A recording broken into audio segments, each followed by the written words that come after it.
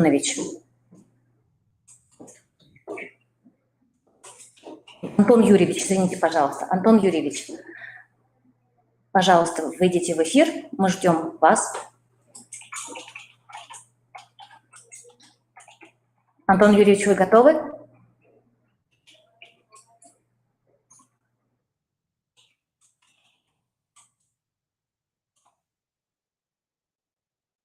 Антон Юрьевич, мы ожидаем.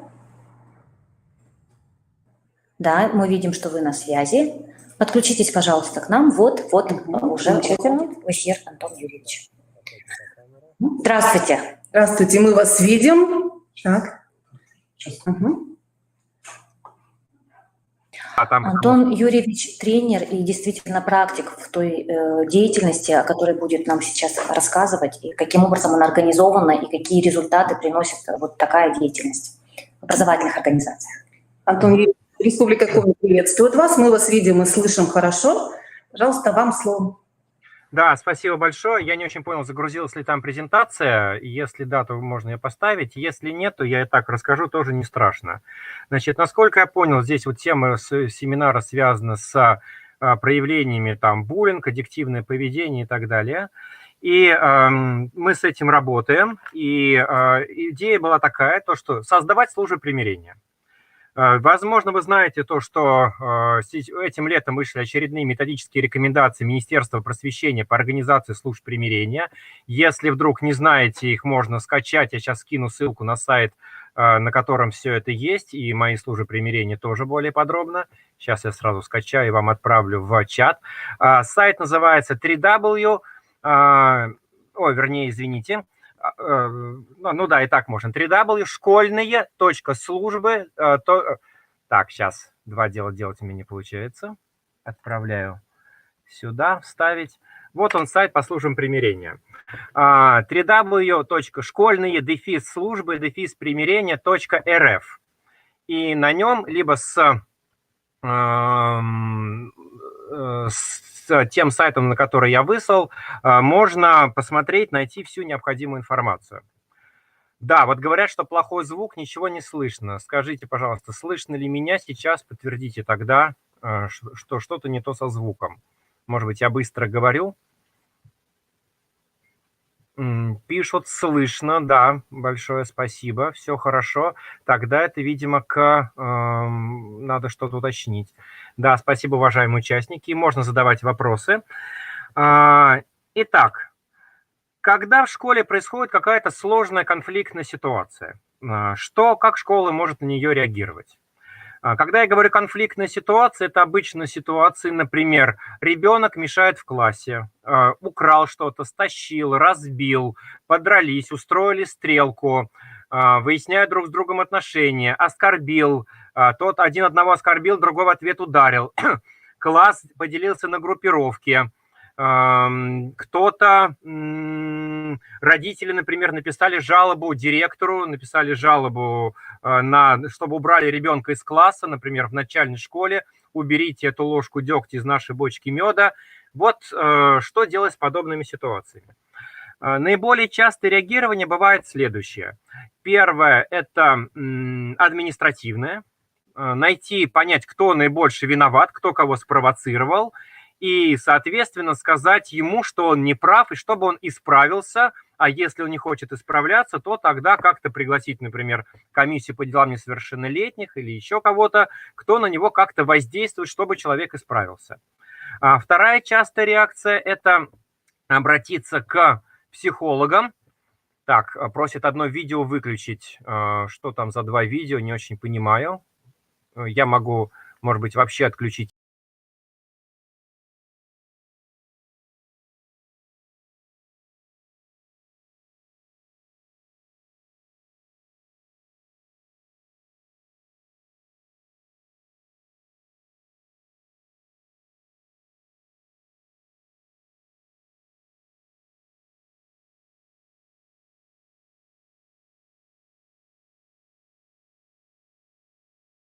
У меня два.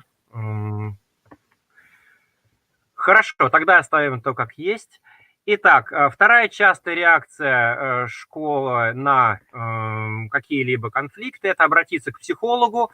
Психолог начинает работать, социальный педагог начинает работать, консультировать, оказывать какую-то поддержку. Но сложность в том, что далеко не все родители и дети готовы обращаться за такой помощью. Ну, то есть, если они уже готовы обращаться, то тогда все хорошо, психолог сработал. А если родители говорят: нет, мы не хотим, у нас никаких проблем нет, у нас все хорошо и отстаньте от нас, вот тут возникает сложность, потому что заставить их обратиться к психологу или социальному педагогу невозможно.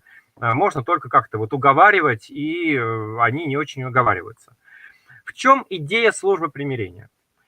Идея службы примирения в том, чтобы передать самим людям ответственность за решение ситуации. Не что-то им рекомендовать, не что-то их заставляет делать, не искать, кто из них что нарушил, не обвинять их, но и не защищать их, а вот это называется нейтральная позиция, и чтобы все-таки сесть с ними за стол переговоров, чтобы они сами собрались, все участники конфликтной или проблемной ситуации, собрались за столом переговоров, услышали друг друга, отрефлексировали ситуацию, что произошло, что кого волнует, каким последствиям привело, кто что будет сделать, чтобы решить данную ситуацию, чтобы подобного больше не повторилось. Но сложность в чем? Как людей пригласить на эту встречу? Потому что, администрация школы, конечно же, может провести совет профилактики, она может там в комиссии по делам несовершеннолетних всех могут собрать, или там классный час собрать по какой-то проблеме, чтобы люди друг друга там как-то поняли. Как их из родителей, детей, из потребительской позиции сделайте так, чтобы нам все было и нам за это ничего не было, выполните наши требования, например, уберите ребенка этого из класса, обеспечьте, накажите классного руководителя, что он не соблюдает безопасность детей, выгоните директора, или что там родители пишут, да, там со школы, защите какой-то иск со школы. Или наоборот, школа говорит: родители нас не слышат, родители нас не понимают, это родители не идут на контакт. И мы здесь тоже ни при чем, зачем мы будем устраивать, как-то организовывать с родителями контакт, они нас должны слушать, дети нас должны слушать. Вот из такой позиции, когда мы здесь ни при чем, пусть другие решают, перейти к тому, что давайте соберемся вместе и прежде всего услышим вторую сторону. Услышим имеется в виду не то, что часами будем сидеть и ждать, пока выговорится родитель или ребенок или еще. Услышим — это значит, поймем, что для человека важно. Вот здесь есть различие. Ничего он хочет. Хочет он, например, выгнать учителя, хочет родитель, или выгнать ребенка. А что для него важно? Например, безопасность собственного ребенка, чтобы серьезно относились к ее требованиям, родителю важно, чтобы его уважали, важно, чтобы ребенка принимали в классе, важно. Вот это есть важное различие. Что хочет и что для него важно. Вот как понять, что для него важно, вместе с ним это обсудить, разделить человека и проблему, что не мама проблемная, как иногда говорят, учительница проблемная, ребенок проблемный, мама проблемная, а уж про детей, что там только нам не говорили, мне про детей говорили в начальной школы, там монстр, Чикатило, Малклоп да вонюч, еще что-нибудь. Это то, что учителя говорят про ребят в начальной школе. Вот перейти от этих клеймящего такого воздействия, от попыток вразумить ребенка и как-то надавить на него через его какую-то такую ответственность, ты должен, ты обязан с такой внешней родительской позиции, перейти от попыток воздействовать на детей через класс, вот то, что вы сегодня обсуждали, писали там по поводу буллинга, потому что если класс не находится на высшей стадии развития, на стадии коллектива, когда все друг друга поддерживают и очень хорошие взаимоотношения, а если просто класс сказать: давайте, ребят, вы как-то повоздействуйте на ребенка, какого-нибудь там двоечника или который себя плохо ведет, ничего кроме буллинга и травли у них не получится, потому что они на него и будут воздействовать как могут. Вот перейти от форм манипуляций, давления, обесценивания к тому, чтобы услышать друг друга. И дальше передать людям ответственность, чтобы они обсудили, когда они друг друга услышат, кто что будет делать, кто какую ответственность на себя возьмет, Каждый немножко вложился, каждый немножко родители, дети, школа, остальные ребята, и ситуация начинает потихонечку решаться, начинает выправляться. Вот для того, чтобы приглашать людей в такую ответственную позицию, организовывать между ними сложную коммуникацию, чтобы она не переросла в эскалацию, в оскорбление, в претензии взаимные, в обиды, в еще больше какое-то обострение, для того, чтобы тот договор, который они заключат, они потом сами выполнили без понуканий, без напоминаний. Ну, договорились, например, не материться, больше не будут материться. Договорились отдать деньги за разбитый телефон, отдали деньги за разбитый телефон. Вот для этого обучаем, приглашаем мы и сами выезжаем в школу, когда выезжает служба примирения. Вот для этого она нужна. И поэтому служба примирения, смысл ее, вот как там пишут, там вроде важно создать службу примирения. Дело не в том, что это еще одна какая-то там структура, которая должна быть создана. Скорее, это команда единомышленников, которые восстановительный подход или восстановительный способ разрешения конфликтов транслируют, удерживают и считают его важным в школе. Восстановительный способ разрешения конфликтов, что, еще раз повторюсь, ситуация решается самими участниками, но так, чтобы, если кому-то был причинен вред, чтобы он был заглажен. Если кто-то чувствует несправедливость, чтобы справедливость была восстановлена, но не за счет наказания другого человека или изгнания, а за счет того, что он сделал какие-то действия по заглаживанию вреда, по исправлению ситуации. Чтобы претензий взаимных друг у друга людей не осталось. Третье. И отношения между ними были восстановлены. Может быть, они не будут дружить, но, по крайней мере, вражды между ними не будет. Потому что иногда, вот администрация, помню, директор разрешил, говорит, я разрешил ситуацию в школе. Я потом встречаюсь с этими ребятами. Они говорят, да, мы помирились и больше друг с другом не разговариваем.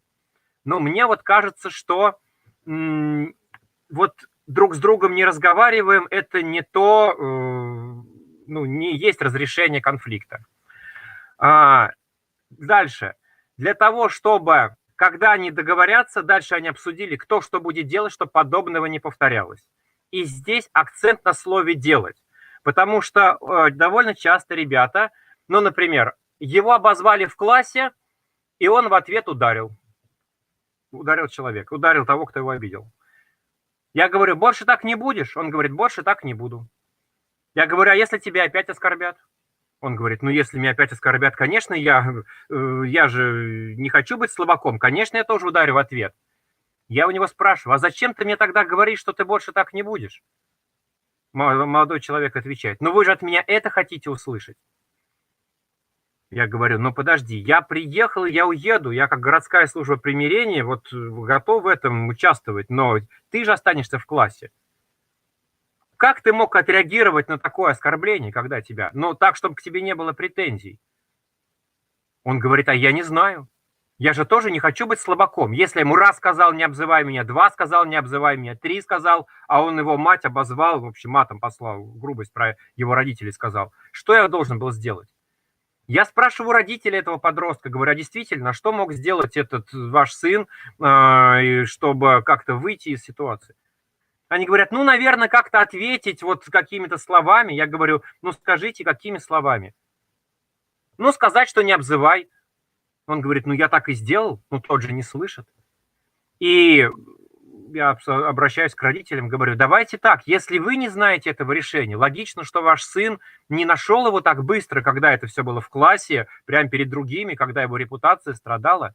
И поэтому давайте вы обсудите это дома, даю вам домашнее задание, соберитесь на родительский совет сами, обсудите, какой бы мог быть, чтобы там было ваш, не знаю, там отец был, может быть, крестный отец, брат старший, если есть, может быть, тренер спортивной команды какой-то, с ним, может быть, поговорить, для того, чтобы, когда этот подросток придет дальше на примирительную встречу, не просто он сказал, я больше так не буду, он мог сказать, я больше так не буду, потому что я нашел другие ответы, но он обсудил их со значимыми людьми, с тем, кому он доверяет. И дальше, чтобы он обсудил, что значит заглаживание вреда, если подросток готов заглаживать вред.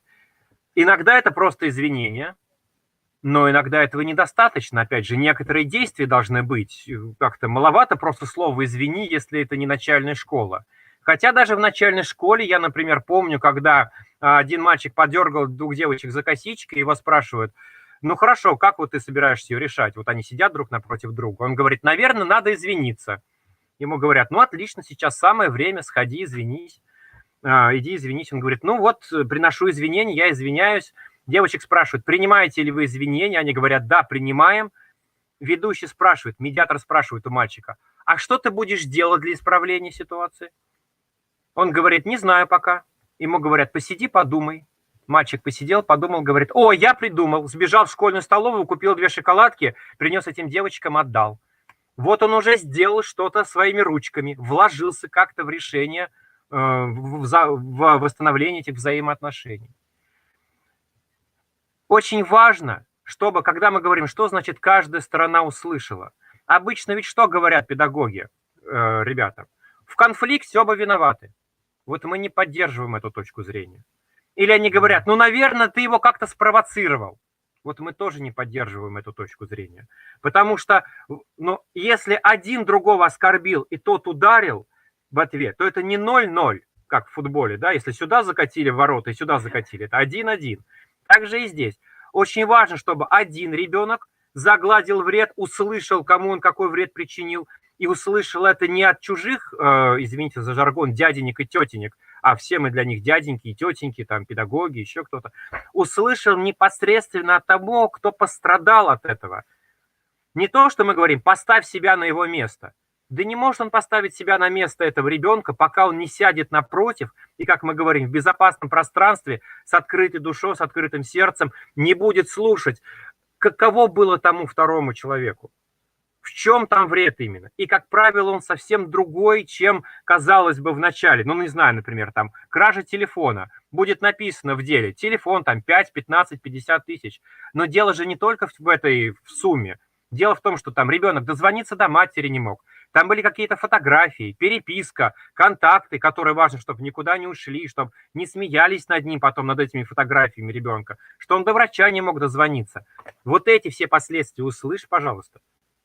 И чтобы второй ребенок услышал. А если он услышит, в чем вред, тогда понятно, как заглаживать. Например, весь класс теперь смеется после этих фотографий, которые там в телефоне было, и по всему классу их разослали. Мы встречались с такими проблемами и урегулировали их. Значит, обидчик, сделай что-то, чтобы не смеялись больше, приложи к этому усилия, поговори с классом, договорись, сумел сделать что-то плохое, сумей исправить ситуацию. А обидчик говорит: да, но он же меня тоже оскорбил перед этим, это же я ему отомстить хотел. Хорошо, тогда тот тоже должен исправить, который типа жертва или условно жертва, тоже исправить. Не то, что оба виноваты, а в том, что мы вообще не обсуждаем вину, мы исправляем, кто что будет делать для исправления ситуации. Одна сторона услышит вторую, чем для нее были, с каким последствием привела, исправь и договорись, что ты будешь делать, чтобы не повторялось. Эта сторона услышь этого ребенка, исправь как-то ситуацию и договорить, что ты будешь делать, чтобы подобного не повторялось.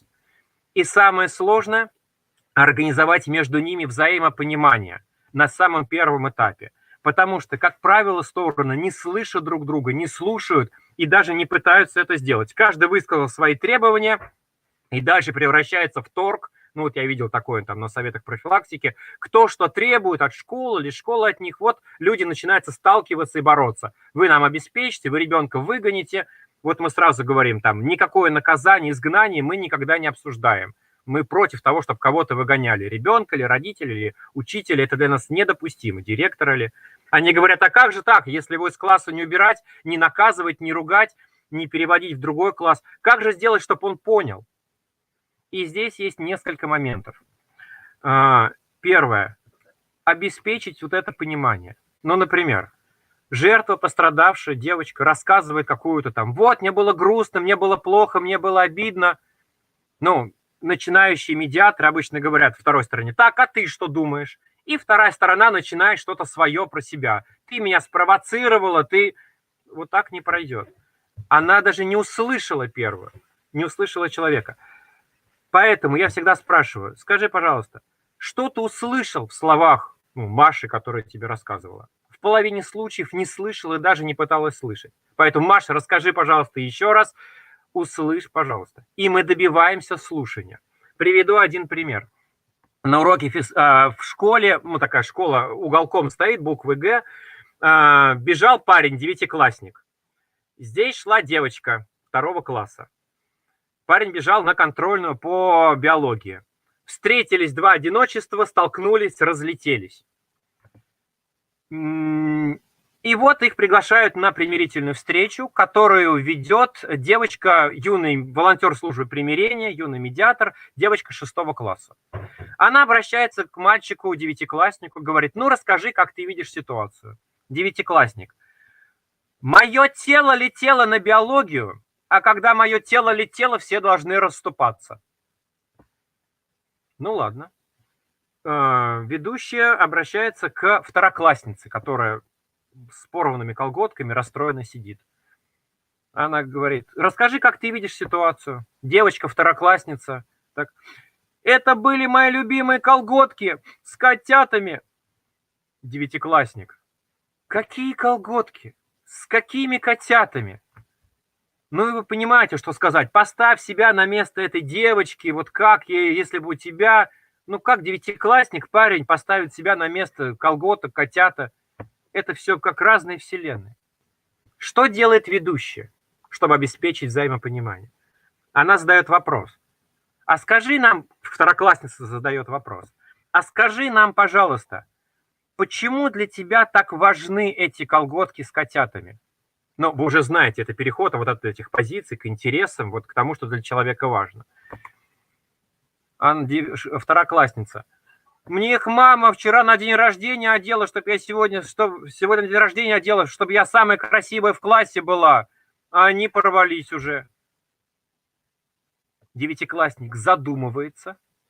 Ну, заметьте, создана безопасная атмосфера, там взрослых вообще нет. Да? Там они между собой и с участием, и ведущий помогает их ровесница. Задумывается и говорит: ну, вообще, да, если бы мне мама на день рождения подарила бы планшет, а я бы на 2-й день бы его расколотил, наверное, плохо было бы. Извини меня, пожалуйста. Вот если нету давления, воздействия педагогического или юридического или еще какого-то, попыток исправить человека, а наоборот есть безопасная атмосфера и созданы условия для коммуникации определенные, то тогда есть шанс, что они друг другу слышат. Например, вот так. Вот он начинает думать, рефлексировать, сам размышляет над этим, начинает его понимать. Потом важно, как исправить ситуацию. И они действительно не всегда знают, но иногда мы думаем, кого пригласить из значимых для них людей, и далеко не всегда это родители. Иногда мы спрашиваем: хорошо, кого бы ты хотел видеть на такой примирительной встрече, когда мы еще и только готовим? И я помню, было очень сложное дело, юридическое было дело, там межнациональная драка с применением холодного оружия между русскими националистами и армянской диаспорой. Вот так оно пришло в школе. Но они там забили стрелку во дворе, как оказалось, под окнами кабинета директора. Директор выбежал, разняла их, нож они там выкинули, но пришло вот так вот. И, конечно, когда оно вот так звучит очень жестко и резко, там, драка с холодным оружием, националистами, директор говорит: не ходите туда, никого слушать, никто слушать не будет, никто ничего, они вообще, эти националисты, диаспоры, это вот только если их там в комиссию направлять, на учет ставить и прочее. Я говорю: я схожу, попробую. Встречаюсь сначала с мальчиком, который русский, который говорю: расскажи историю, как, что случилось. И он мне начинает рассказывать. Он говорит: да, вот мы поругались из-за того, что там он какую-то подпись под фотографией ВКонтакте девушки сделал и признает, что это неправильно, и готов как-то это исправлять. Но когда ему сказали, что к тебе идет толпа, вообще тебя идет бить, он позвал... и он по поводу национализма. Он говорит: я ходил в эту националистическую группировку, но я от них давно ушел. Но когда ему сказали, что его сейчас идет толпа встречать и драться с ним, он позвонил туда и сказал: приезжайте, выручайте, и даже кто-то там приехал. Я говорю: а как ты сейчас к этому национализму относишься? Он говорит, ну я сейчас вообще от этого отошел, но поскольку, это уже я вам говорю, в школе с конфиденциальностью примерно как на базарной площади, то, естественно, о том, что он когда-то был в этой группировке, всей школе стало известно. И поэтому теперь, когда он выходил из столовой, шестиклассники выстраивались в ряд, стояли перед ним и кричали там «Хай Гитлер», чем травили его ежедневно. И он говорит, ну я не хочу, мне это неприятно, я исправлю, что я не хочу, чтобы так ко мне относились. Я пошел к молодому человеку, который вот из Армении. Он говорит, ну как, я вступился за девушку. Но мне теперь говорят, еще вот этого побей, еще вот этого побей. Я вам тут что, Робин Гуд, что ли? Я сюда учиться приехал. Я не собирался ни с кем драться. Но когда мне сказали, что ко мне националисты сейчас приедут, конечно, я сказал своим ребятам и родственникам, выручайте.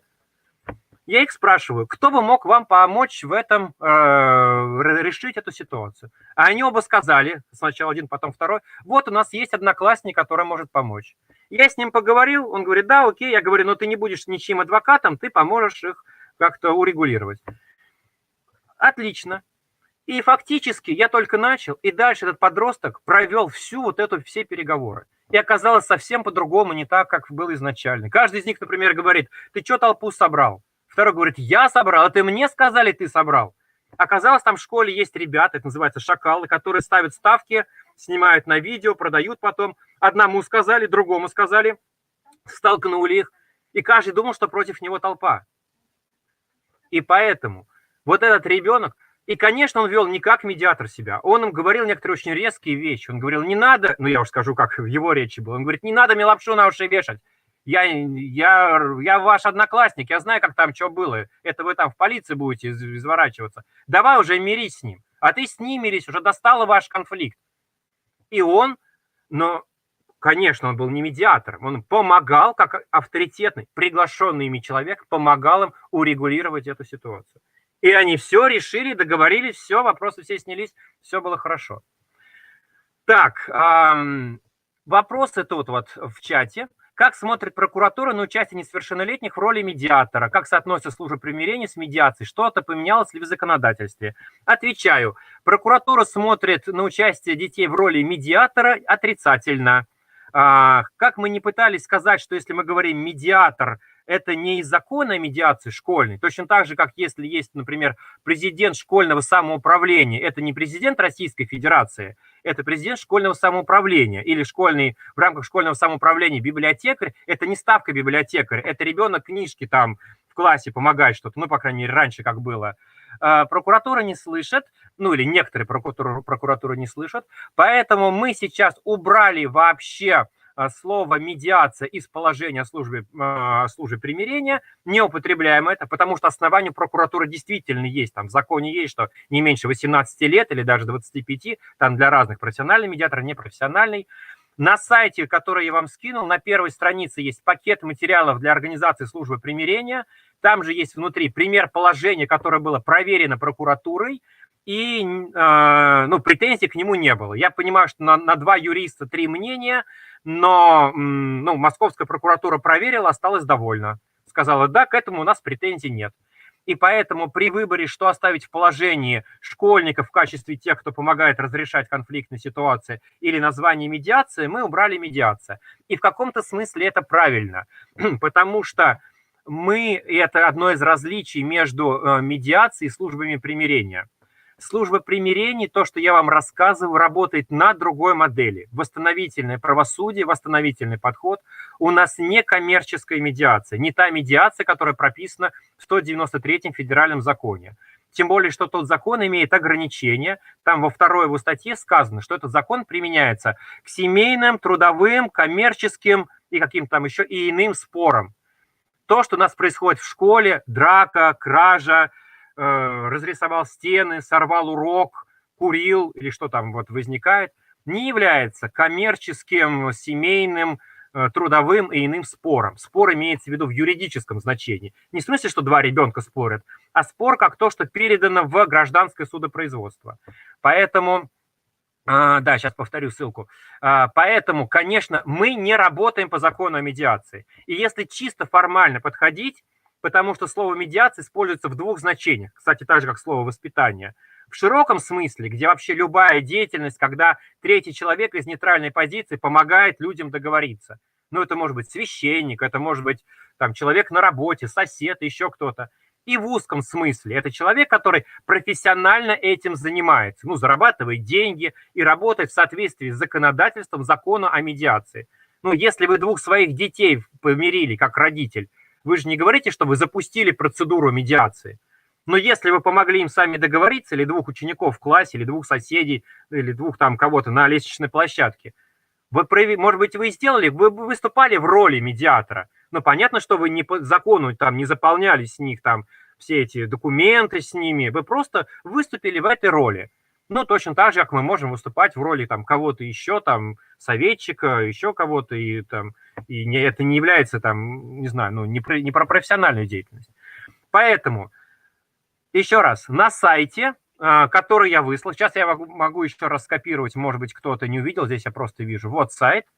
На первой странице внизу посмотрите пакет материалов для создания службы примирения, и там там много остальных, ну, несколько документов, в том числе это положение.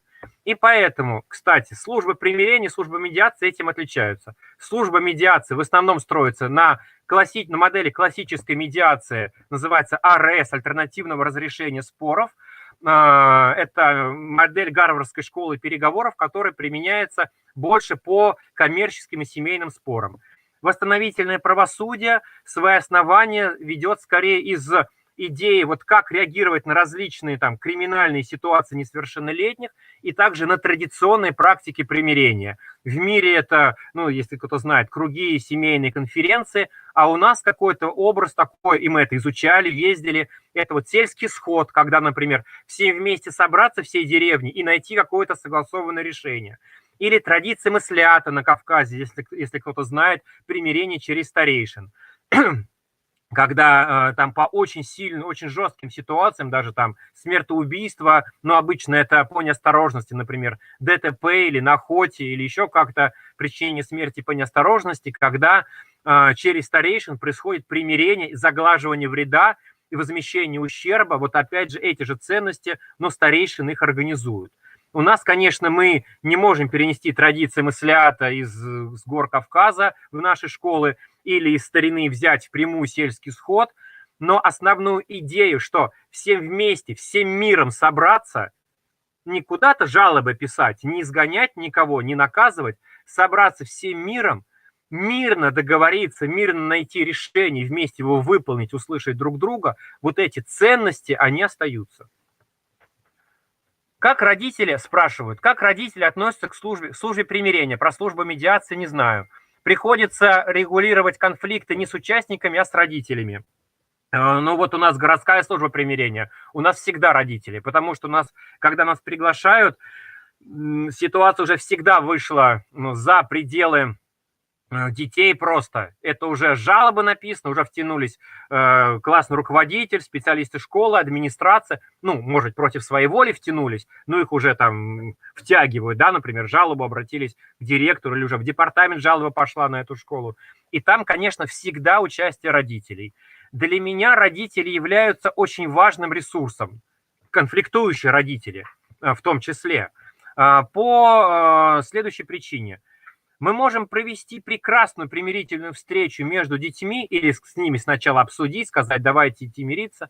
Потом они придут домой, и если родители будут транслировать ненависть, вражду, предубеждение, то ничего хорошего не будет. Да они просто на примирительную встречу не придут, потому что ребенок, может быть, и скажет, я хочу мириться, а мама скажет, знаешь что, никуда ты не пойдешь, я не понимаю, что это такое, не дружи с ней, там, или я буду жалобу писать.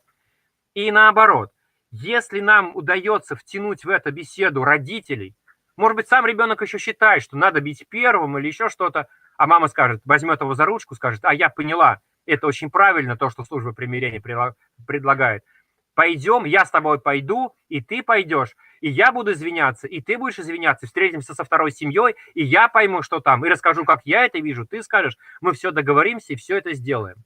И поэтому на тех тренингах, ну, если кто-то есть, кто был на тренинге недавно в Ухте, не дадут соврать, что мы всегда разбираем, проигрываем ситуации, прямо вот берем типичные ситуации со стороны участников и просим их разыграть сначала, и там всегда есть участие родителей. И как ведущий восстановительных программ сначала приглашает в ответственную конструктивную позицию ребенка и его родителей, или там других законных представителей, которые изначально не хотели мириться, ну, потому что кто хочет мириться, пойдет помириться и нас не спросит. Как его пригласить? И это уже вопрос этапов и технологий, это уже на тренинге сейчас, ну, на сайте есть, это не тайна, там книжка есть на сайте, можете посмотреть, и видеоматериалы есть, где я это рассказываю, посмотрите, ну, или как-то отдельно расскажу. Со второй стороной также, с детьми, с родителями, со стороной обидчика, со стороной потерпевшего, и только после этого собрать их вместе. И поэтому, конечно, важный вопрос, как обсуждать с родителями, потому что с детьми школа справляется обычно все-таки. А вот родители, как пригласить в ответственную позицию. И там есть отдельный раздел, последнее, что скажу, если больше не будет вопросов, потому что время. Это профилактические программы, отдельный разговор про это, как снизить риск конфликтов в школе и жалоб, и как наладить взаимодействие педагогов и родителей еще там 4-5 класс, чтобы оно не рассыпалось все к 7 классу, когда начнутся какие-то проблемные, ну там пубертат и прочее, какие-то проблемы будут возникать. И там такие круги в школе мы проводим, сейчас я просто смотрю, что у меня время уже вышло, когда сотрудничество школы и родителей возникает, кто что будет делать, вкладываться вместе, что будет вкладываться школа, что будет вкладываться родители, для того, чтобы всем детям и родителям, и классному руководителю тоже как члену класса было спокойно, комфортно, безопасно жить, учиться в этом классе. Чтобы и родители, не только 3-4 человека родительского комитета, а ну, практически все родители, максимальное число, там, ну не знаю, 23 из 25, план, какие вклады, зачем, и втягивание их в активную родительскую позицию еще до того, как возникли конфликты. И тогда, когда возникает уже какой-то конфликт, родители помнят, ах да, мы же уже как-то сидели в кругу, мы все это обсуждали, мы это делали, мы понимаем классного руководителя, мы там с ним ходили, мы его знаем. Особенно детей трудных подростков, которых потом тяжело будет привлечь, а не только активистов. И тогда они скорее начинают договариваться, слушать и слышать друг друга, чем куда-то бежать, писать, либо травить друг друга в чатах. Добрый день. Если в школе уже документально указано, что служба медиации, необходимо ли пересоздать школьную службу примирения? Значит, я думаю, Октябрина, первое, что вам нужно, это разобраться, в чем различие и в чем, ну, что вы хотите. Разные немножко модели. Ну, ничего страшного, например, педагогика и психология же тоже отличаются, ничего, это не значит, что там педагога одно лучше другого, или разные модели в педагогике, разные модели в психологии, есть разница, да, там, гештальт это не то же самое, что, не знаю, там, бихевиоризм, не то же самое, что психоанализ, ну, есть разница, нельзя делать все одновременно. Вам разобраться. А дальше, если вы посмотрите последние методические рекомендации, они также указаны на первой странице сайта, который я вам скинул, это летом 2020 года они вышли, там обе модели описаны, и наша, и модель служб медиации. Один из вариантов, чтобы вам сейчас все не менять, я думаю, что можно написать через дефис, например, примирение / медиация, если хотите. Если вы точно будете уверены, что вам нужна именно служба примирения, можете ее переназвать. Ну, просто, видимо, это какие-то будут усилия, чтобы это исправить. Две службы я не думаю, что есть смысл создавать, проще через дефис. Но, понятно, я уже сказал, что я считаю, ну, это уже мое оценочное суждение в данном случае, что, конечно, я приверженец той модели, которую мы разрабатывали, служб примирения, я в ней 20 лет этим занимаюсь, и если бы я считал, что лучше другая модель, было бы за другую. Но в целом я за то, чтобы было разнообразие, и каждый мог выбрать ту модель, которая ему ближе. Ну, а я буду рассказывать про службы примирения и их ценности.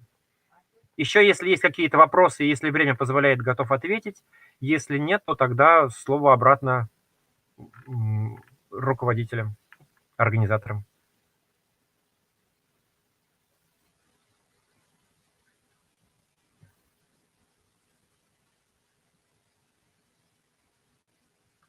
За интереснейший доклад. Действительно, практика очень яркая, очень востребованная. И вот я думаю, те школьные службы примирения, которые возможно, да, создать на базе образовательных организаций, они были бы действительно востребованы, и эта деятельность была бы привлекательной для всех участников образовательного процесса.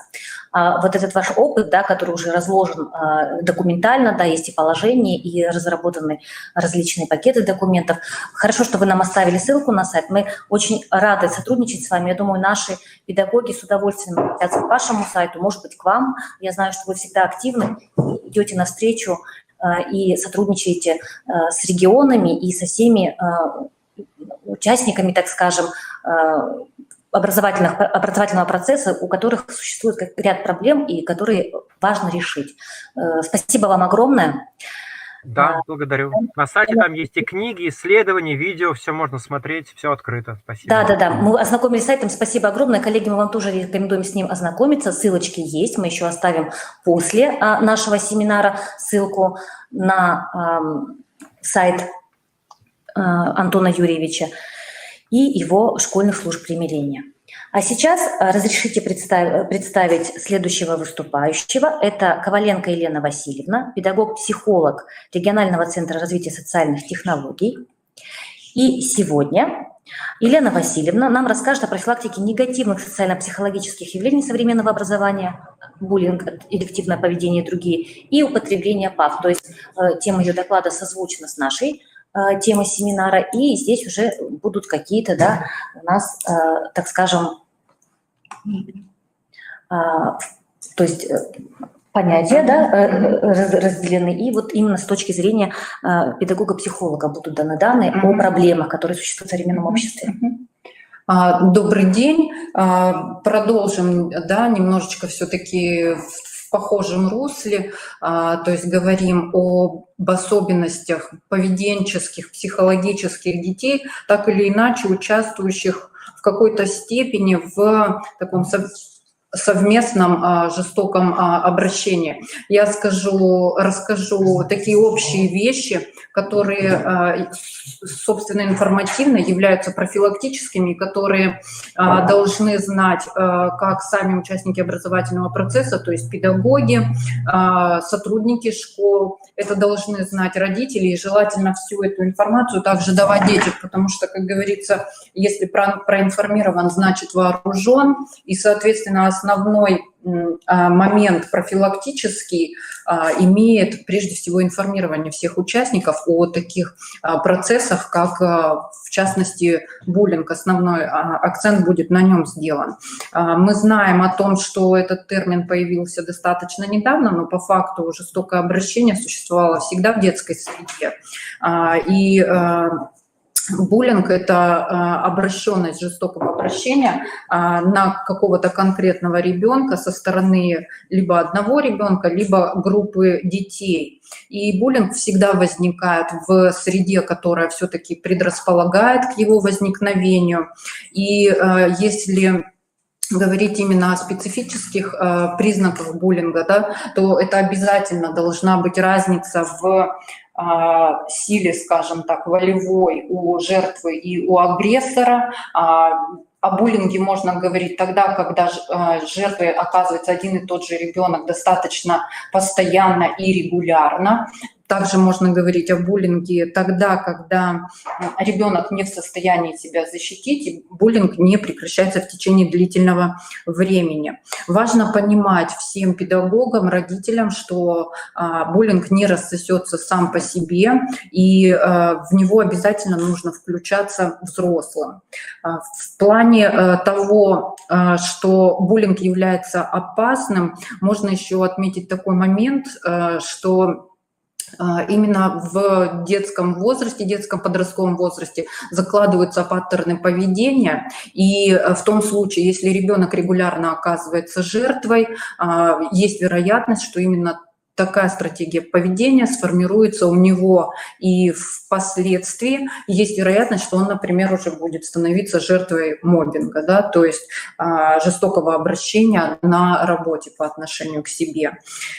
Кроме того, и поведение агрессора жестокое также отражается на становлении психики ребенка, и в дальнейшем такой ребенок, используя вот эти навыки взаимодействия с окружающими, также будет иметь определенные сложности при взаимодействии с окружением.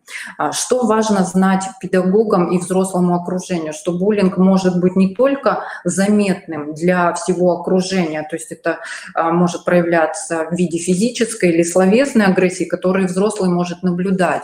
Опасность буллинга также заключается в том, что он может быть скрытым, и не всегда это может заметить педагог при, скажем так, поверхностном взгляде. Да?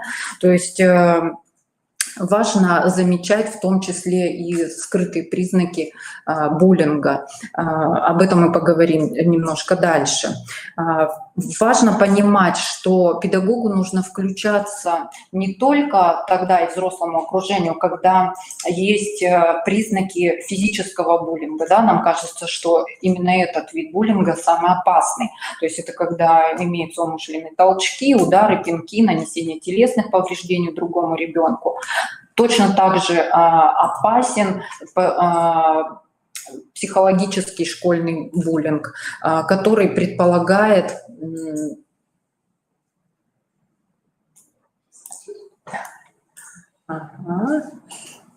немножечко, да. Психологический школьный буллинг, который предполагает именно воздействие на психику ребенка. И по исследованиям психологов именно психологический буллинг является достаточно наиболее тяжелым для растущего организма ребенка, и именно он вызывает больший процент суицидов среди детей и подростков. Кроме того, есть социальный буллинг. Это тогда, когда, например, ребенка изолируют, не включают в совместные действия, не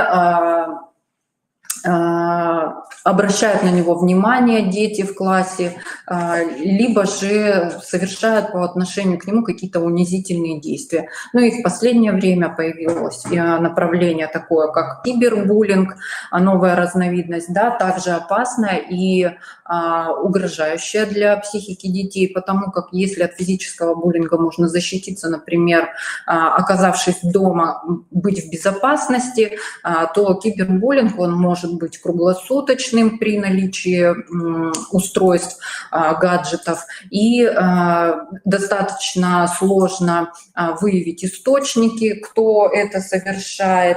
Детям сложнее противостоять, попросить защиты именно в случае кибербуллинга. И кибербуллером может стать любой ребенок, то есть круг агрессоров расширяется, потому что не нужны какие-то специальные физические, физиологические данные. Важно также знать педагогам и родителям, что буллинг имеет свои гендерные и такие психологические закономерности, то есть возрастает риск возникновения буллинга в такой возрастной категории, как 11-12-летние дети, чаще всего это мальчики. Особенно выражен буллинг в начале учебного года, когда происходит такая энергичная борьба за место в групповой иерархии. Позже, когда процесс завершается, выстраивание иерархии, буллинг немного ослабевает. Кроме того, буллинг связан не столько с повышенной агрессивностью мальчиков, а связан с их нормативной культурой. В среде мальчиков физическая агрессия, как правило, влечет за собой повышение авторитета и повышение статуса. Поэтому буллинг используется как инструмент для достижения определенного социального положения в значимой группе. У девочек в большей степени используется не физически, хотя в последнее время наблюдаются и учащение случаев физической агрессии именно между девочками, но тем не менее чаще используется именно психологический буллинг, бойкоты и так далее.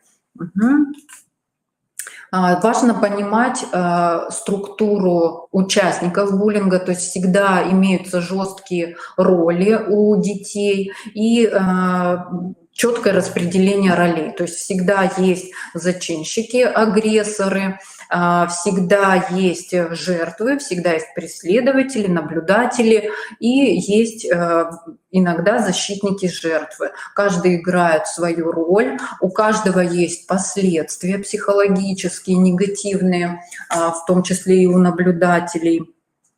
И важно педагогам знать своих детей в классах, кто в какую группу может попадать и, соответственно, проводить определенную профилактическую работу с разными категориями детьми. Агрессоры, кто это такие? Это обычно 1-2 человека в классе, которые становятся инициатором травли, буллинга, и им по каким-то причинам, например, не понравился кто-то из одноклассников, они начинают его дразнить, задирать, осмеивать, демонстративно избегать, не принимать в игры и так далее. Ну, такой стандартный набор инструментов воздействия детей друг на друга. И процесс отвержения, в принципе, может начаться довольно рано, уже в 1 классе, и уже ближе ко 2-3 четверти уже учитель может понимать, кто в классе является зачинщиками, агрессорами, а кто может попасть в группу жертв.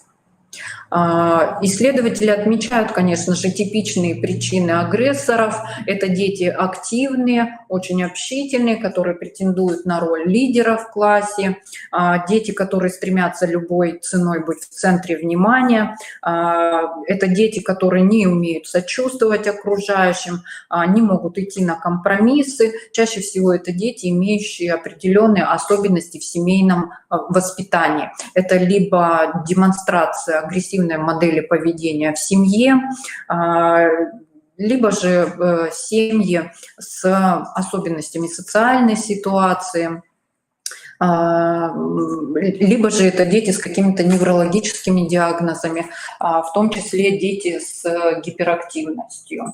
Кто такие преследователи? Как уже говорилось, зачинщиками травли становится несколько человек.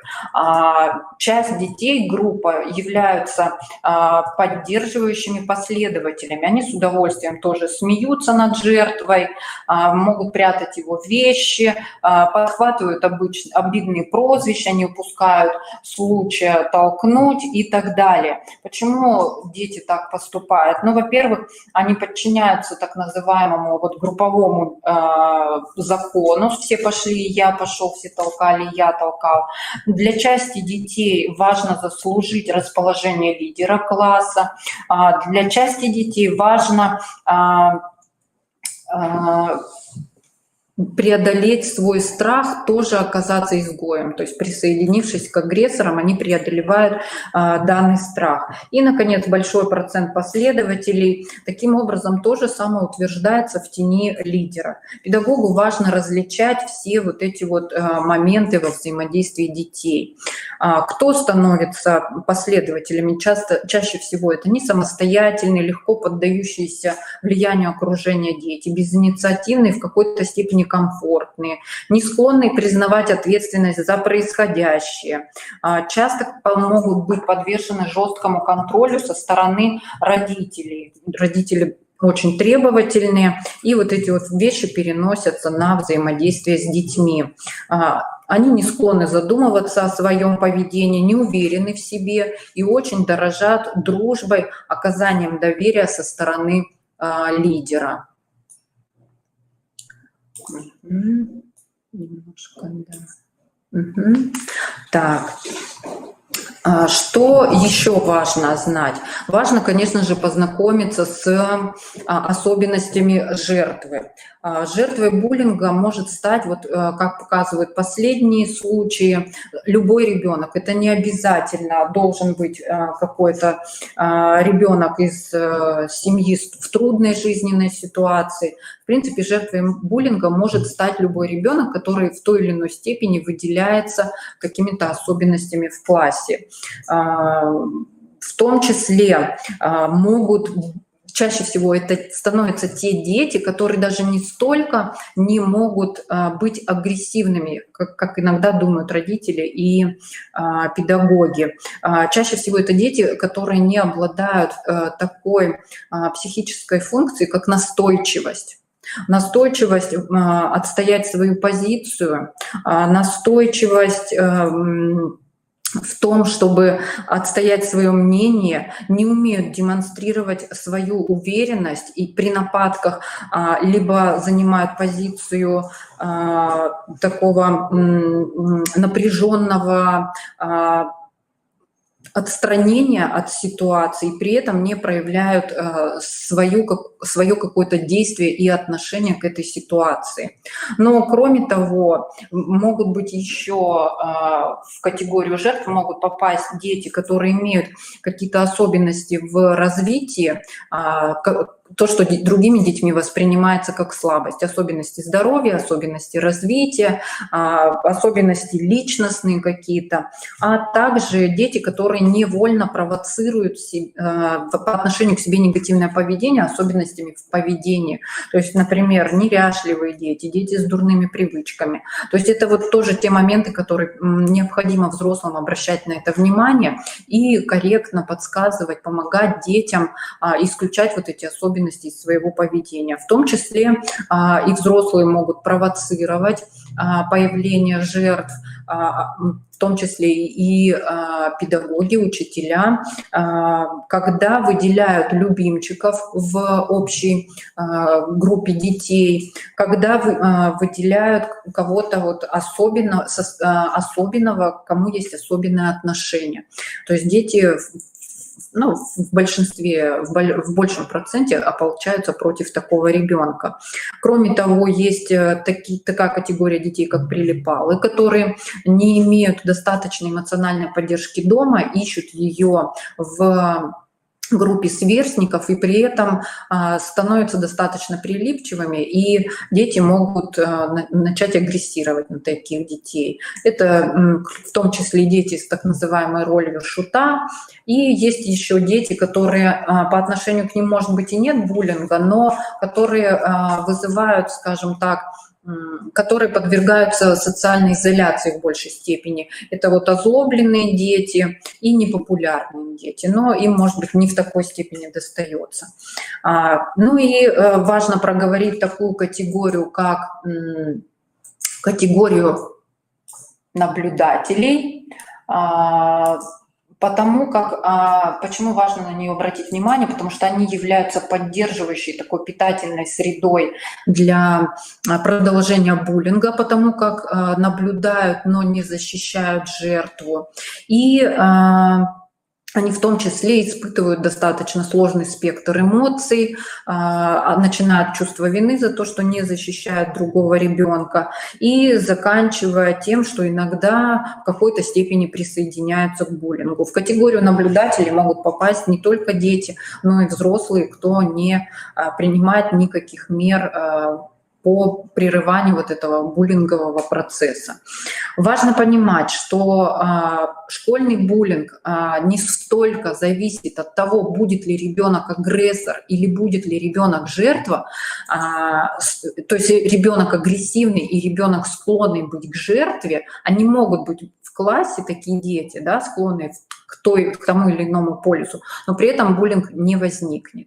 А вот если в классе присутствует высокий уровень тревоги среди детей, будут отсутствовать благоприятная, комфортная среда в классе и не будет четкой, не то чтобы иерархии, но четкого ролевого распределения в классе, где у всех детей будут позитивные, скажем так, роли с нормальным функционалом, то в таком случае дети начнут брать на себя те роли, к которым имеют склонность и которые спонтанно при определенных моментах у них сложится.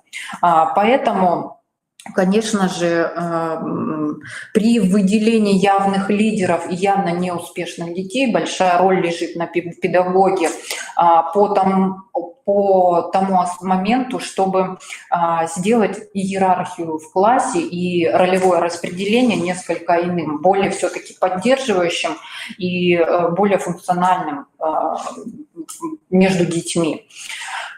Кроме того, важно понимать, что какие категории детей еще вот являются группой риска. Это прежде всего начальные классы, когда только идет адаптация к, в принципе, школьной среде и к тому, какую я роль занимаю, и как я должен взаимодействовать с окружающими, какую роль во всем этом играет учитель. При переходе в среднюю школу помним, да, что это как раз совпадает, то есть это двойная такая рисковая зона, переход в принципе, да, в новые учебные условия, и плюс еще совпадает с 11-летним возрастом, когда возрастает риск завоевания положения популярного именно за счет агрессии. То есть это двойной такой, да, рисковый момент. И кроме того, когда есть бездействие взрослых. То есть при этих всех моментах риск буллинга возрастает. Важно понимать, что если взрослые не урегулируют травлю, это будет влиять на всех детей, это будет влиять на самого взрослого. И это будет не то, чтобы даже отвлекать детей от обучения. Нужно понимать, что дети в принципе могут воспринимать информацию только тогда, когда они находятся в комфортной обстановке. Если у ребенка тяжелое психологическое состояние, естественно, идет борьба за жизнь, скажем так, спокойную психологическую, и дела до обучения ребенку нет. Что важно в позиции взрослых в таких ситуациях? Во-первых, все факты насилия должны быть обязательно рассмотрены педколлективом вне зависимости от оценки вот учителя в коллективе, кого это произошло. То есть здесь дело идет, здесь разговор идет не о компетентности педагога, а о том, что вообще буллинг может произойти в любом классе, и действительно в одиночку учителю справиться сложно с таким явлением, то есть ни в коем случае нельзя на него навешивать ярлыки неуспешного педагога. Как говорил предыдущий коллега, действительно буллинг — это такое системное явление, в которое должны включаться все. Вызывать беспокойство у педагогического коллектива должны не только случаи физического насилия, но также и случаи психологического насилия. Мы об этом поговорили. Важно в школе иметь не просто какие-то от случая к случаю разовые акции, да, воздействия на уже возникший случай буллинга, а все-таки феномен буллинга является таким вызовом в школе сегодня, да, вот в 21 веке, а все-таки требует каких-то долгосрочных мер, определенных долгосрочных мер, которые станут частью организационной культуры школы. То есть когда все участники образовательного процесса знают, как мы себя ведем, то есть родители, педагоги, технический персонал школы, и сами дети знают, как мы себя ведем, когда возникает буллинг. То есть, во-первых, мы знаем, что это такое, а, соответственно, частью профилактики является информирование всех участников процесса о том, что такое буллинг, как он возникает. И обязательно должны быть прописанные правила четкие в школе о том, как каждый участник себя ведет при возникновении случая буллинга. Желательно, чтобы это всегда было под рукой, и все действовали по определенной схеме. Ну и дальше, когда дети попадают в такие ситуации, конечно же, необходима индивидуальная работа со всеми участниками ситуации, работа с группой, то есть с сообществом класса, ну и учитывая возникшие, вновь открытые, например, моменты, нюансы реорганизации организационной культуры школы. Без признания проблемы о том, что в нашей школе есть буллинг, соответственно, никаких действий не будет произведено. Без принятия ответственности о том, что у нас нет каких-то регламентирующих вещей, да, мы не знаем, как себя вести в той или иной ситуации, тоже проблема не будет преодолена. Ну и, соответственно, без разработки определенной стратегии также результатов не будет. Все эти компоненты должны быть в школе, желательно, чтобы они работали. В индивидуальном порядке работают и с агрессором в обязательном, да, порядке, и с ребенком жертвой, и с наблюдателями. Работают в плане формирования все-таки конструктивного поведения и используют вот сейчас разработанные способы преодоления буллинга. Я их назову, они, в принципе, уже известны, с ними можно ознакомиться. Во-первых, это дневник буллинга, да, это то, что ведет жертва буллинга, там, где ребенок описывает случаи, ситуации, время, дату, что конкретно, кто, и этот дневник дается на ознакомление педагогу класса, да, чтобы понимать, как часто с ребенком это происходит. Помним, что как только появляются защитники у жертвы, буллинг в большей части процентов прекращает свое существование. Поэтому важно помогать ребенку сформировать команду связей. Это тоже делается с помощью взрослого, то есть либо с помощью классного руководителя, с помощью подключения родителей. То есть один из механизмов – это формирование команды связей. Дальше это, конечно же, правила школы, то есть четкое обозначение взрослыми о том, что насилие в нашем классе, в нашей школе не существует. И, конечно же, один из способов – это формирование заполненной вне урочной деятельности, то есть когда ребенок занят, соответственно, и времени на агрессивные действия остается меньше. Кроме того, у нас в городе Сыктывкаре существует такой замечательный способ работы с подростками. Осуществляется он с помощью некоммерческой организации. При желании можно будет узнать, да, когда с помощью, скажем так, интерактивного театра с детьми проигрывается, с помощью актеров и действующего психолога проигрывается ситуация буллинга. Вот этот формат работы, интерактивное занятие с детьми, когда они в игровой ситуации проживают под чутким руководством модераторов ситуацию буллинга и ищут выход из этой ситуации. Вот такая форма работы на сегодня считается самой действенной. То есть когда в безопасной обстановке ребенок проживает разные варианты и способы выхода вот из сложной ситуации. Ну и есть такой метод, как буллинговая карта школы, когда обозначаются места, где чаще всего происходят, ну, скажем так, вот агрессивные действия, направленные на других детей, и организовываются в таких местах дежурства, еще какие-то способы все-таки присутствия взрослых участников образовательного процесса. Важно, конечно же, работать с педагогическим составом, да, помимо того, что внутри школы должны быть разработаны понятные для каждого взрослого схемы действия. Важно также все-таки обучать педагогов взаимодействовать, как разговаривать, как с агрессором, так и с жертвой, и, в принципе, как формировать ту же команду связи детей. И, конечно же, очень важно включать родительское сообщество, привлекать, информировать, потому что в дальнейшем очень часто, когда возникает уже собственная ситуация буллинга, родители либо не признают, да, такие агрессивные действия своего ребенка, либо в принципе боятся обращаться за помощью, потому что считают, что школа бездействует и ничего хорошего не выйдет, нам ничем не помогут. Чаще всего так, идут в какие-то сторонние организации, вот мой ребенок там жертва, помогите, да, хотя в принципе нужно решать это внутри школы. Ну и конечно же, желательно, тоже об этом говорил предыдущий оратор, о том, что что-то создавать по типу совета отцов при школе, да, то есть таких компетентных, коммуникативных родителей, имеющих влияние на детей, да, умеющих с ними взаимодействовать, которые также будут подключаться к решению подобных вопросов.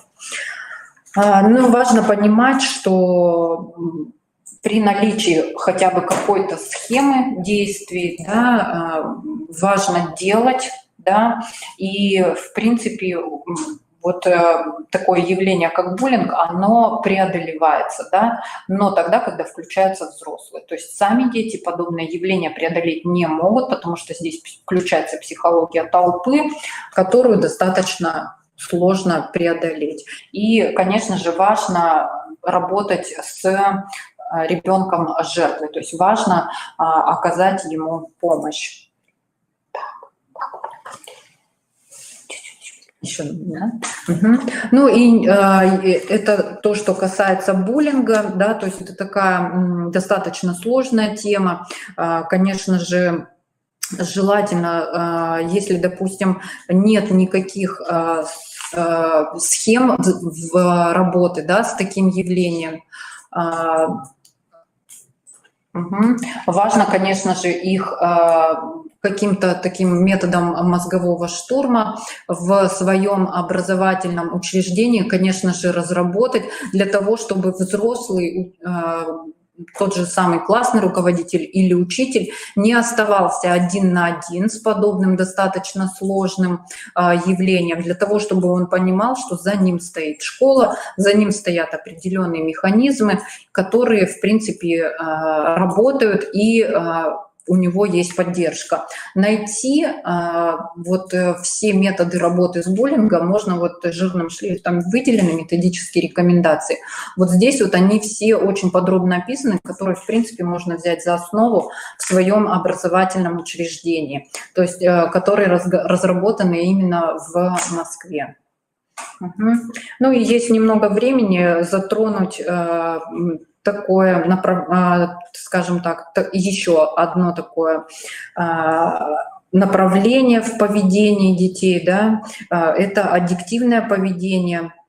О чем важно знать? О том, что в том случае, если мы удерживаем ребенка в возрасте от 10 до 21 года от аддиктивного зависимого поведения, вероятность возникновения зависимости после 21 года равняется нулю. Почему очень важно именно в этот период задействовать все возможности, в том числе и которые можно задействовать в школе, для того, чтобы в дальнейшем молодой человек не столкнулся с какими-либо зависимостями. Помним о том, что зависимости могут быть разными, химическими, психологическими, и зачастую детей приводит просто любопытство, следование правилам взаимоотношений в группе, либо поиск легких форм удовольствия, поиск каких-то эмоций, либо как протестное поведение. Но чаще всего мы понимаем, конечно же, и в этом плане школе сложно, что основным источником аддиктивного зависимого поведения является нарушение внутрисемейных отношений. То есть тогда, когда отсутствуют теплые отношения, тогда формируются, в семье отсутствуют теплые отношения, формируются разного рода зависимости. И здесь использовать, конечно же, с детьми важно различные подходы, начиная от интеллектуальных подходов. Все то, что вы делаете, я думаю, это делается в школе, то есть метод убеждения, да, когда мы даем определенный информационный материал детям, но важно понимать, что лекционный материал усваивается только на 15%, да, на 15%, и участники включены достаточно пассивно, у них не формируются такие нейросвязи, которые в дальнейшем включатся и сработают в тот момент, когда будет риск возникновения зависимости. Более действенным является, конечно же, эмоциональный подход, интерактивный, когда с детьми все это проигрывается. Мне нравится, как сейчас вот в этом плане действуют у нас в Сыктывкаре некоммерческие организации, которые занимаются именно профилактикой аддиктивного поведения. То есть они с детьми все это делают в интерактивном виде, когда участниками являются сами дети, и они разрабатывают свои какие-то ценностные подходы, свое видение вообще к аддикциям. То есть только вот через такие вещи ребенок действительно усваивает какие-то важные моменты. И, конечно же, все то, что делается в школах, то есть это создание первичной системы первичной профилактики на организационном уровне. Спасибо огромное за доклад, Елена Васильевна. Очень познавательно. Презентация, уважаемые коллеги, будет доступна для скачивания сразу после завершения трансляции нашего сегодняшнего республиканского онлайн-семинара. Но сейчас мы приглашаем для выступления Борисову Ольгу Валерьевну. Она к нам присоединится, да, в видеотрансляции. Ольга Валерьевна, пожалуйста, присоединитесь к нам. Мы ожидаем вас. Ага, вот и Ольга Валерьевна, замечательно. Здравствуйте, Ольга Валерьевна.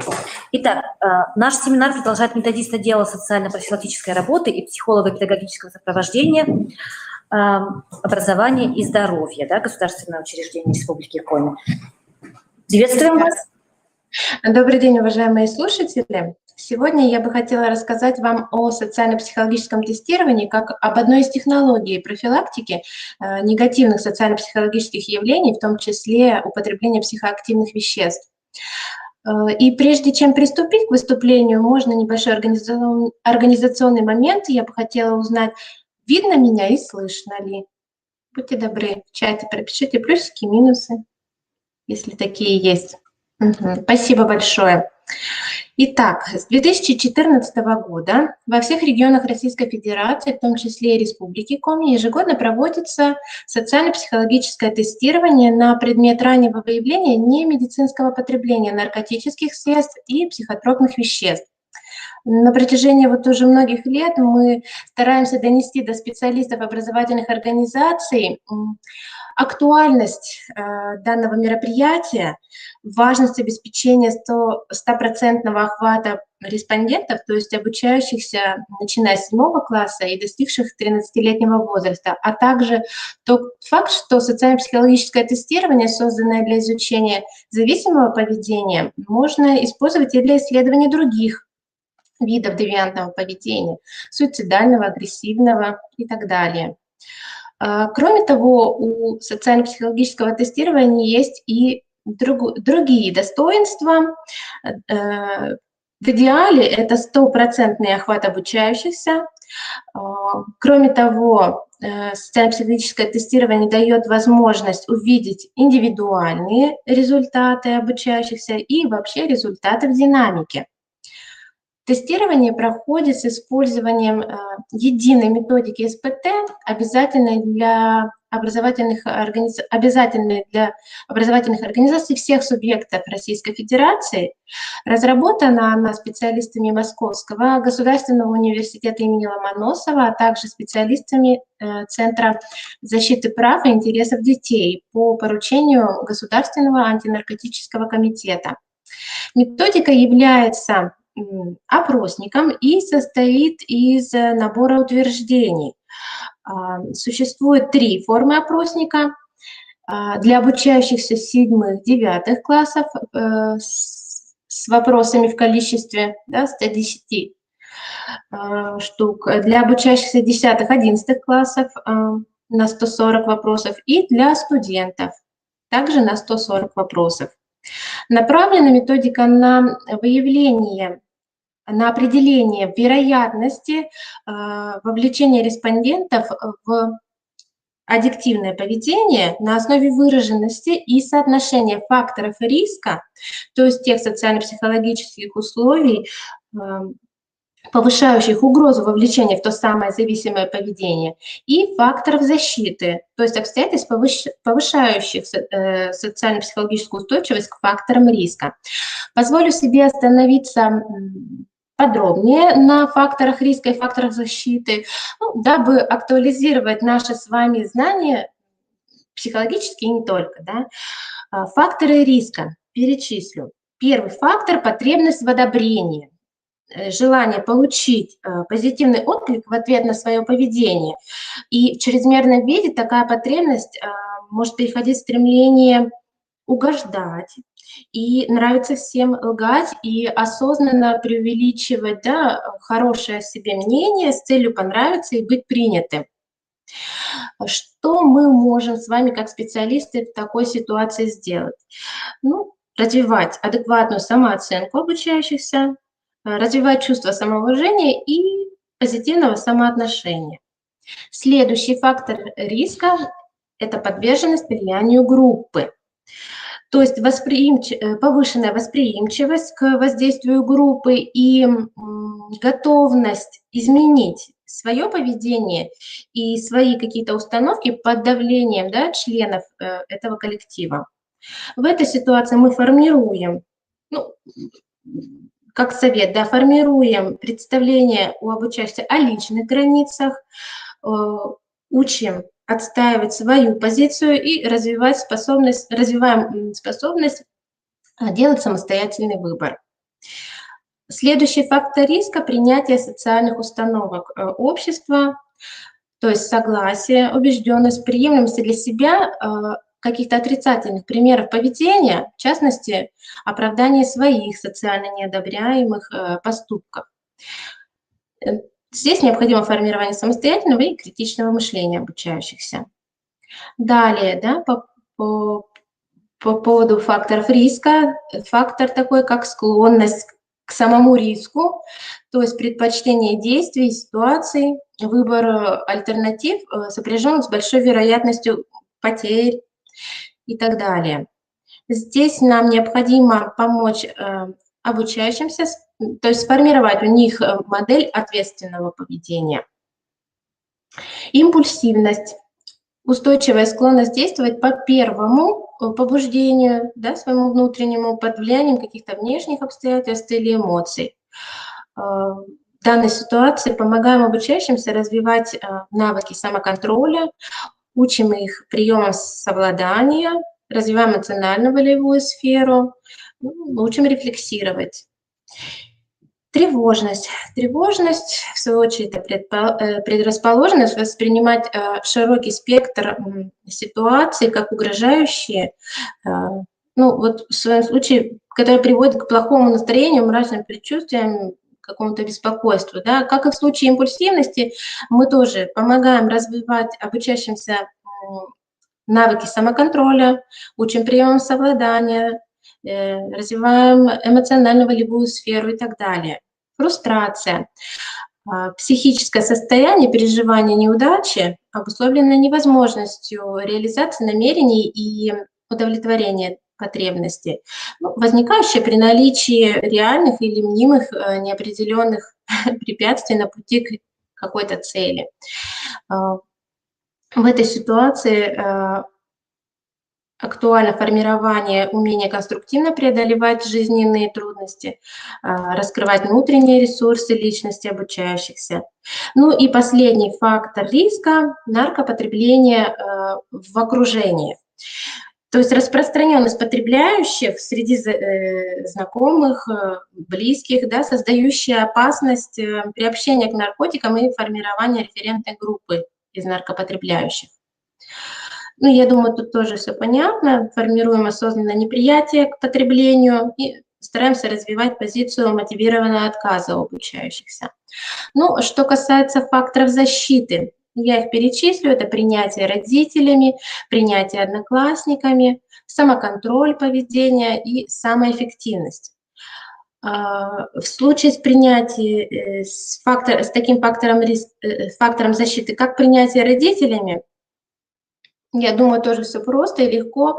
Мы должны стараться формировать у обучающихся позитивное отношение к семье, уважительное отношение к членам семьи. Да? Принятие одноклассниками. Развиваем коммуникативную компетентность у членов детского коллектива. То есть развиваем у них еще и умение не только оказывать, но еще и принимать психологическую поддержку в том числе. Социальная активность – это активная жизненная позиция обучающихся, выражающаяся в стремлении влиять на свою жизнь и окружающие условия. Здесь важно включать всех обучающихся в проектную внеурочную деятельность. Ну и по двум последним факторам защиты, еще раз их обозначу: самоконтроль поведения, сознательная активность по управлению своими поступками в соответствии со своими убеждениями и принципами. Ну и самая эффективность, последний фактор защиты – это уверенность в своих силах, достигать поставленные цели, даже если это потребует больших физических и эмоциональных затрат. Что касается методики тестирования, обращу ваше внимание на то, что она не может быть использована для формулировки заключения о наркотической или иной зависимости респондентов. Кроме того, мы оцениваем не обучающиеся группы риска, а степень рискогенности социально-психологических условий, в которых они находятся, да, респонденты обучающиеся. В данной методике осуществляется анализ данных, как количественный, так и качественный. Вводится понятие резистентность, то есть сопротивляемость процедуре тестирования. И есть обратная связь для респондентов, а также профессиональная интерпретация результатов для специалистов. Результаты тестирования можно использовать в качестве диагностического компонента воспитательной деятельности. На их основании необходимо оказывать обучающимся своевременную адресную психологическую и педагогическую помощь, а также рекомендуется разрабатывать индивидуальные и групповые профилактические программы. Вам, как классным руководителям, следует включать свои планы работ и данную работу, да, работу в этом направлении. Необходимо тесно взаимодействовать с педагогами и психологами, ведь на самом деле вы непосредственные и главные его помощники, по сути. Так как вы несете прямую ответственность за свой класс, в идеале у вас должна болеть душа за коллектив и каждого отдельного ученика. И никто лучше вас не знает, да, этих учащихся, ведь вы находитесь в постоянном контакте с ними, и у вас есть возможность часто их наблюдать. И если вдруг до вас не довели результаты социально-психологического тестирования, поинтересуйтесь у педагогов-психологов или другого, да, ответственного за СПТ лица в образовательной организации, и используйте их, то есть эти результаты, в организации проведения классных часов и родительских собраний. И у нас большая просьба к вам. В чем просьба, да, состоит? Настраивать детей и их родителей на участие в тестировании, да, в этом мероприятии, а особенно во втором этапе тестирования, то есть участие в профилактических медицинских осмотрах, если вдруг ваша образовательная организация оказалась в группе риска. Ну и напоследок такие небольшие статистические данные. В нынешнем учебном 2020-2021 году в СПТ приняли участие 47 050 обучающихся из 308 образовательных организаций. То есть это 100% образовательных организаций нашей республики поучаствовали в тестировании. А если в процентном соотношении, то 85% обучающихся.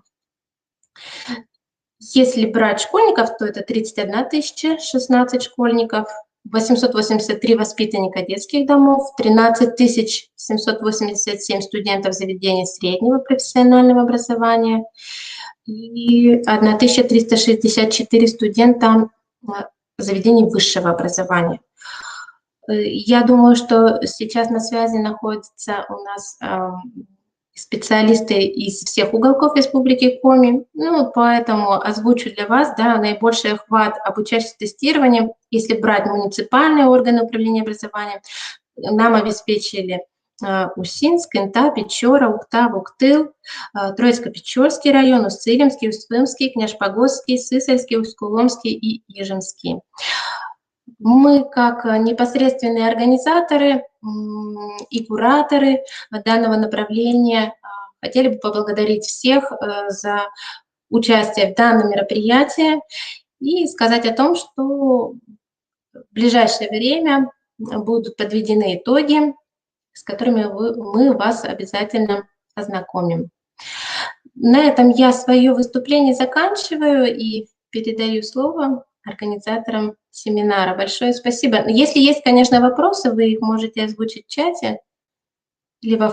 За содержательный доклад. Да, тут вопрос был только один по поводу сроков, да, когда будут получены результаты социально-психологического тестирования. Да. Учитывая то, что сроки проведения социально-психологического тестирования были продлены до 22 января, на следующей неделе, скорее всего, будет уже готов, еще, наверное, не подписан приказ об итогах проведения социально-психологического тестирования, поэтому в ближайшее время. То есть где-то на начало марта уже будут ознакомлены, образовательные организации с итогами. Все верно. Да. Спасибо вам огромное. Спасибо вам. До свидания, до новых встреч. Продолжаем наш семинар. Итак, слово мы передаем Ларисе Владимировне Бадаевой, начальнику отдела организации деятельности участковых уполномоченных полиции и подразделений по делам несовершеннолетних МВД по Республике Коми. Лариса Владимировна всегда поддерживает наши семинары, и такую важную тему, которую мы сегодня поднимаем, осветит именно из первых уст человек, который действительно знает не понаслышке о той ситуации, которая у нас происходит в Республике Коми. Итак, вопрос, который освещается сегодня, это проблема профилактики участия детей в несогласованных протестах, втягивания несовершеннолетних в деструктивные действия, пути ее решения. То есть те случаи, которые произошли в самое ближайшее для нас время, последние события, которые имели резонанс большой в обществе, вообще в общественном мнении каком-то. И мы бы хотели, конечно, получить от вас информацию по поводу этой ситуации. Спасибо большое, Анастасия Николаевна, за предоставленную возможность выступить. Почему? Потому что проблема действительно злободневная, и она не остановится теми событиями, которые произошли 23-31 января. Я так понимаю, что данные митинги, в дальнейшем протестные, несанкционированные митинги, акции будут продолжаться. Но прежде чем начать свое выступление, прошу всем показать сюжет, где студенты непризнанной Донецкой Народной Республики записали обращение, в котором призвали российскую молодежь, участвующую в незаконных акциях, не дать себя обмануть и не бороться за чужие навязанные идеи. Будьте добры, пожалуйста.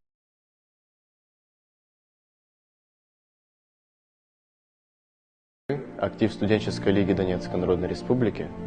От лица всей студенческой молодежи хотим обратиться к студенческому сообществу Российской Федерации. Мы с ужасом наблюдаем кадры акций и шествий, которые сейчас происходят на территории России, и хотим предостеречь и рассказать вам, что вас может ожидать. Уже 7 лет мы живем в состоянии гражданской войны. Войны, которую никто не ожидал, войны, которая пришла к нам внезапно. Войны, которую нельзя было увидеть в словах предводителей так называемой революции достоинства. В 2004 году в Киеве произошла так называемая «Оранжевая революция». Она преподносилась нам как мирная акция, как волеизъявление граждан, как попытка народа отстоять своего лидера, которого отравили и попытались убить. Мы видели представителей западных стран, которые приезжали на Майдан и поддерживали толпу. Они говорили, что победа протестующих приведет их к лучшей жизни и сделает гражданами свободной Европы. Но Майдан не дал всего этого. Страна раскололась на Запад и Восток, на тех, кто купился на сказке о европейском уровне жизни, и тех, кто хотел остаться дома с Россией. После 2004 года Украина перестала быть прежней. Нас стали заставлять учиться, общаться и думать на украинском языке. Нам запретили говорить на русском.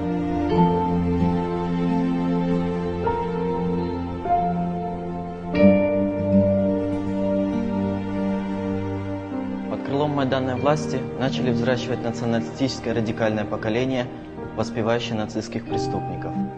И уже в 2014 году те, кто 10 лет назад был ребенком, свято верящим в красивое европейское будущее, вышли с дубинками и коктейлями Молотова против действующей власти. Все тот же коллективный Запад называл их мирными протестующими и детьми, закрывая глаза на все те зверства, которые они вытворяли. Послы и посланники иностранных государств говорили о свободе слова и раздавали печенье.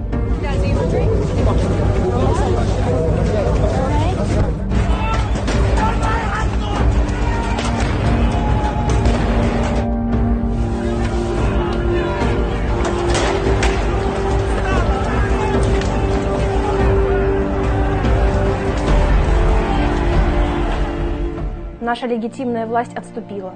Произошел переворот, захват преступным путем. В новой стране оказалось нет места для нас, тех, кто думает по-другому, по-русски. Потом горел Славянск и Одесса, бомбили наши города, мы были вынуждены стать на защиту нашей земли.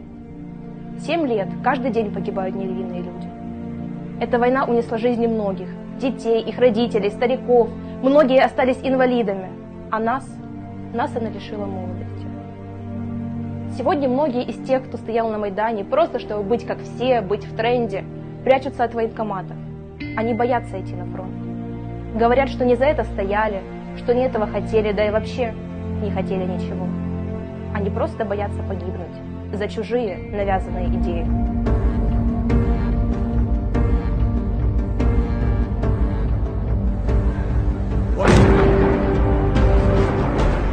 Мы обращаемся к вам с призывом. Не дайте себя обмануть. Те люди, которые сегодня побуждают вас выходить на улицу, хотят лишь разрушить великую страну. Им все равно на последствия. Возможно, сейчас вам кажется, что вы стоите на пороге чего-то нового, но это не так. Никто не вспомнит о вас, никто не будет защищать вас в пылу гражданской войны. Они не хотят вам добра, они не будут защищать ваши права и бороться за вашу свободу. Они хотят лишь разрушить и разграбить великую Россию, не побежденную никем. Не становитесь на их путь, не помогайте им. Встаньте на защиту Родины. Подумайте о своих родных, о своем будущем. Одумайтесь. Пожалуйста, одумайтесь, пока не стало. Актив студенческой лиги. Все мы понимаем, что одним из ключевых направлений борьбы с негативным проявлением в общественной среде выступает их профилактика. А устами сверстников это одна из лучших профилактик. Как говорится, предупрежден, значит вооружен. Латинская мудрость означает возможность человека подготовиться ко всякого рода неожиданностям, если о них он извещен заранее. Особенно важно проведение такой профилактической работы в среде несовершеннолетних, так как именно эта категория населения является одной из наиболее уязвимых в плане подверженности негативному влиянию. Частый максимализм в оценках, суждениях, психологическая незрелость, значительная зависимость от чужого мнения – вот только некоторые из причин, позволяющих говорить о возможности легкого распространения антиобщественных идей среди наших детей. Последние события 23 и 31 января текущего года, когда мы увидели в рядах митингующих наших детей, несовершеннолетних, необходимо проводить работу не только среди детей, но и среди взрослой аудитории. Родителям необходимо напоминать об ответственности за противоправные действия несовершеннолетних в части участия в таких митингах и акциях, а также о последствиях участия в таких мероприятиях, прежде всего для жизни и здоровья подростка. Необходимо разъяснять о том, что несогласованные публичные мероприятия могут быть сопряжены с нарушением общественного порядка, в ходе которых могут пострадать их дети. Напоминать родителям о необходимости контроля за действиями своих детей, особенно в местах массового скопления граждан. Давайте перейдем по понятийному аппарату. Что такое митинг? Митинг – это массовое нахождение, скопление людей в каком-либо месте с целью публично выразить мнение, личное или коллективное. Несомненно, нужно объяснять о том, что право на проведение митингов гарантировано статьей 31 Конституции Российской Федерации, согласно которой каждый вправе собираться мирно и без оружия. Однако право не может быть абсолютным. И в России возможность свободного проведения митингов ограничена федеральным законом о собраниях, митингах, демонстрациях, шествиях и пикетированиях от 19 июня 2004 года, номер 54 ФЗ. Данный закон закрепляет в том числе порядок организации митингов, правила определения мест для проведения мероприятия, субъективный состав участников, то есть организаторы, участники, основания для приостановления или прекращения митинга и многие-многие другие вопросы. Что такое санкционированный митинг? В силу статьи 7 Федерального закона номер 54 ФЗ организатору необходимо предварительно подать заявку на проведение митинга в органы исполнительной власти того или иного субъекта, где он проводится. Далее производится согласование места его проведения. Далеко не во всех местах можно устраивать массовые собрания людей. Территории, где их проведение запрещено, перечислены в части 2 статьи 8 Федерального закона 54. К территориям, на которых проведение митинга запрещено, относятся железнодорожные пути, площадки, примыкающих к зданиям органов власти и так далее. Кроме того, нельзя проводить митинги, где они могут нарушить работу инфраструктурных объектов, повлиять на движение транспорта. В случае, если все эти вопросы будут согласованы, оно может быть одобрено. Но обращаю ваше внимание, что в пункте 4 статьи 6 Федерального закона номер 54 указано, что участники публичных мероприятий не вправе, первое, скрывать свое лицо, в том числе использовать маски, средства маскировки, иные предметы, специально предназначенные для затруднения установления личности. Второе, иметь при себе оружие, боеприпасы, колющие или режущие предметы, другие предметы, которые могут быть использованы в качестве оружия, распивать алкогольную и спиртосодержащую продукцию, пиво и напитки, изготовленные на его основе, ну и, конечно же, находиться в месте проведения публичного мероприятия в состоянии опьянения. Спрашивают, задают многие вопросы, какого возраста можно ходить на митинги. Российское законодательство не ставит ограничений по возрасту для участников согласованных акций, только для их организаторов. С 16 лет можно организовывать митинги и собрания, с 18 лет пикеты, демонстрации и шествия. Быть участником можно в любом возрасте, потому что это право закреплено в Конвенции о правах ребенка ООН. По ней дети имеют право на свободу собраний. Что такое несанкционированные митинги? В преддверии 23 января мы с вами увидели, что в сети интернет через блоги, социальные сети активно распространялись сообщения, призывающие граждан, в том числе и несовершеннолетних, к участию в несанкционированных публичных мероприятиях. Несанкционированный митинг отличается от санкционированного тем, что проводится без предварительного согласования с исполнительным органом власти. Такие мероприятия, к сожалению, редко проходят спокойно, мирно и интеллигентно. Несанкционированный митинг влечет различные правовые последствия для его организаторов и участников. Ответственность варьируется как от административной, так и до уголовной.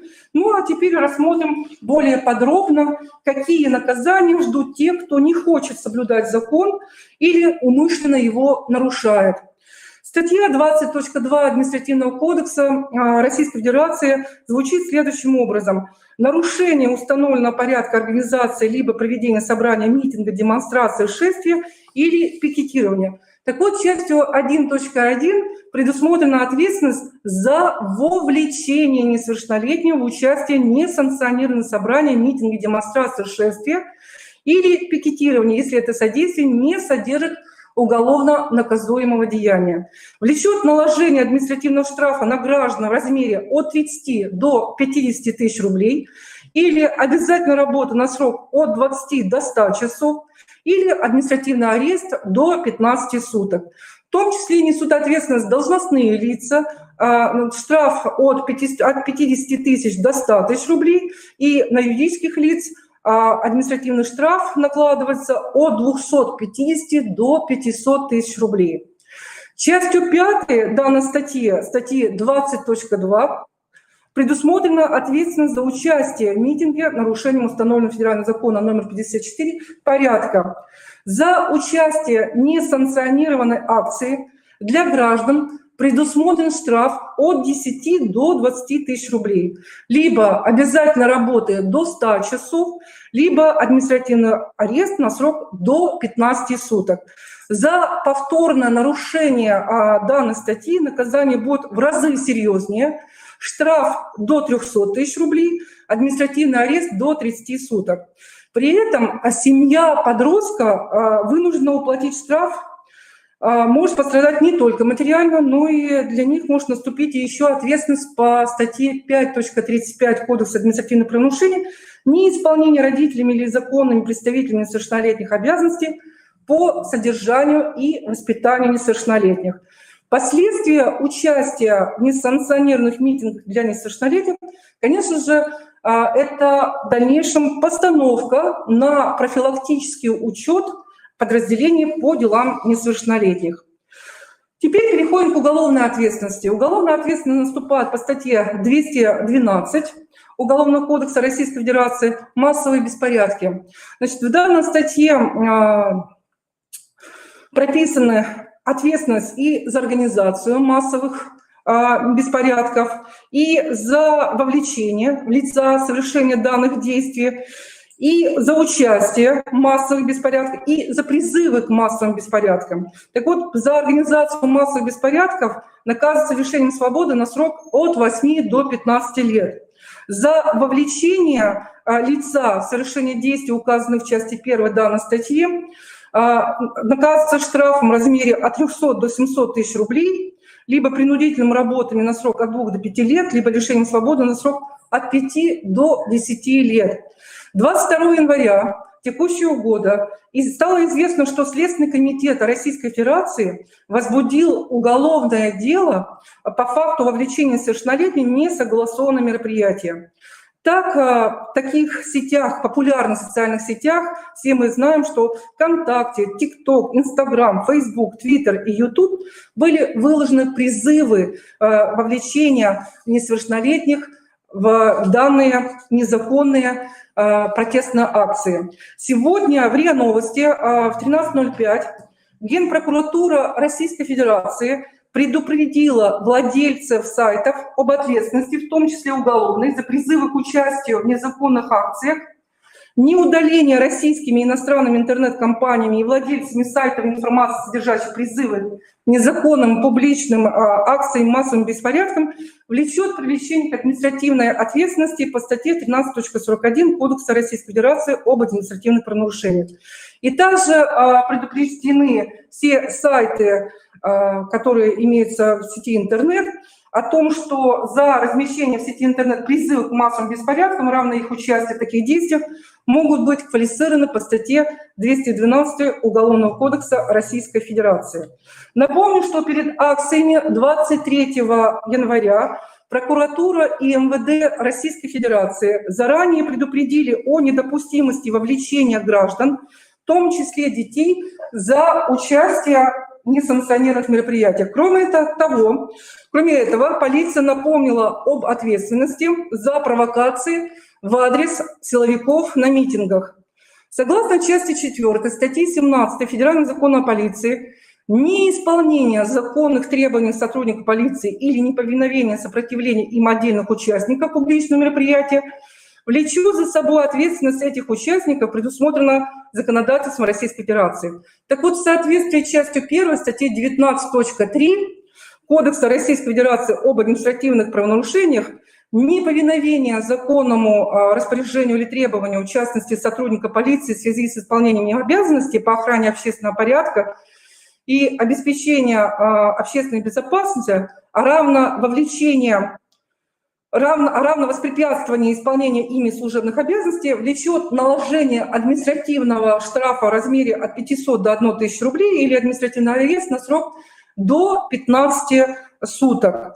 Уважаемые классные руководители, я так понимаю, да, Анастасия Николаевна? У нас присутствует и классный руководитель СПО, и воспитатель. Вот, замечательно, замечательно. В ходе проведения профилактической работы с детьми и с родителями по данной тематике, ссылаясь на закон, вы должны объяснить его основные статьи, поясняющие права граждан, и рассказать об ответственности за нарушение, о наказании, которое грозит тем, кто умышленно не соблюдает законодательство Российской Федерации, и не допустить вовлечения наших детей в противоправные действия по неосведомленности и незнанию законов, которые, как известно, не освобождает от ответственности. И потом, коронавирус никуда не делся, в связи с чем в республике продолжают действовать ограничительные меры, они касаются проведения в том числе и публичных мероприятий. Обращаю ваше внимание на то, что в некоторых школах республики, как стало мне известно от моих сотрудников, директора образовательных организаций не впускали сотрудников полиции с беседами по данной тематике. Я считаю, что это абсолютно неправильная позиция. Мы детей не агитируем на чью-то сторону, мы им разъясняем только об ответственности и правовых последствиях. 4 февраля текущего года прошло внеочередное заседание Республиканской комиссии по делам несовершеннолетних в режиме ВКС, где присутствовали начальник управления образования, и постановление данной комиссии МВД Республики внесло предложение инициировать приглашение сотрудников правоохранительных органов, это не только полиции, но и Следственного комитета, прокуратуры, для проведения целенаправленной профилактической работы, в том числе в онлайн-режиме, со школьниками старших классов, студентами вузов об ответственности и правовых последствиях за участие в несанкционированных публичных мероприятиях. Но прокуратура Республики Коми внесла некие коррективы в это предложение, указав на то, что беседы мы должны уже проводить не только со старшеклассниками, а уже начиная с учащихся 3 классов. Поэтому напоминаю вам, что за каждой образовательной организацией, где идет образовательный процесс и обучаются несовершеннолетние дети, закреплен инспектор по делам несовершеннолетних. Поэтому проблем проведения бесед на данную тематику у нас не должно быть. Прошу также привлекать для занятий с детьми представителей общественных организаций, Совет отцов, ветеранские, патриотические и другие объединения, и в том числе социально ориентированные НКО. Я думаю, что всем вам интересно, а что же, как же наши дети повели себя в данных мероприятиях 23 и 31 января. Хочу вам сказать, что 31 января ни один подросток не был доставлен в дежурную часть, но 31 января доставлено 7 человек, 7 несовершеннолетних, вернее, 7 учащихся образовательных организаций, один из них уже 18-летний молодой человек, в дежурную часть УВД города Ухта и города Сыктывкара. Вообще мы зафиксировали более 100 с лишним фотографий на данных мероприятиях детей, направили в Министерство образования. И хочу сказать огромное им спасибо за оказанную помощь, в то, что они помогли нам выявить лиц учащихся.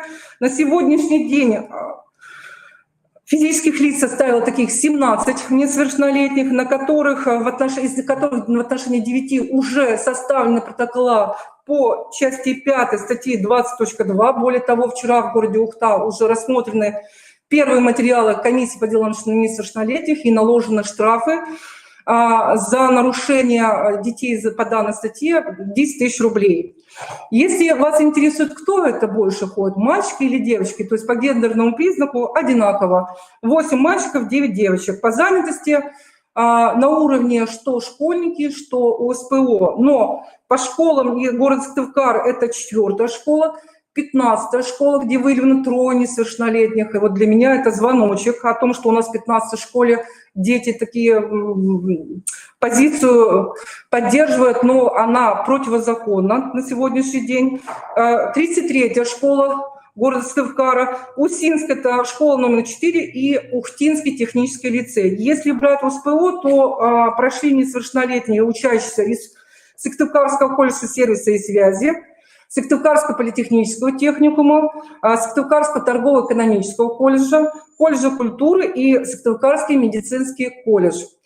Причинами участия несовершеннолетних в данных мероприятиях объясняют тем, что в основном это любопытство. Некоторые присоединились за компанию, ну а некоторые поддержать митингующих, выразить свою гражданскую позицию.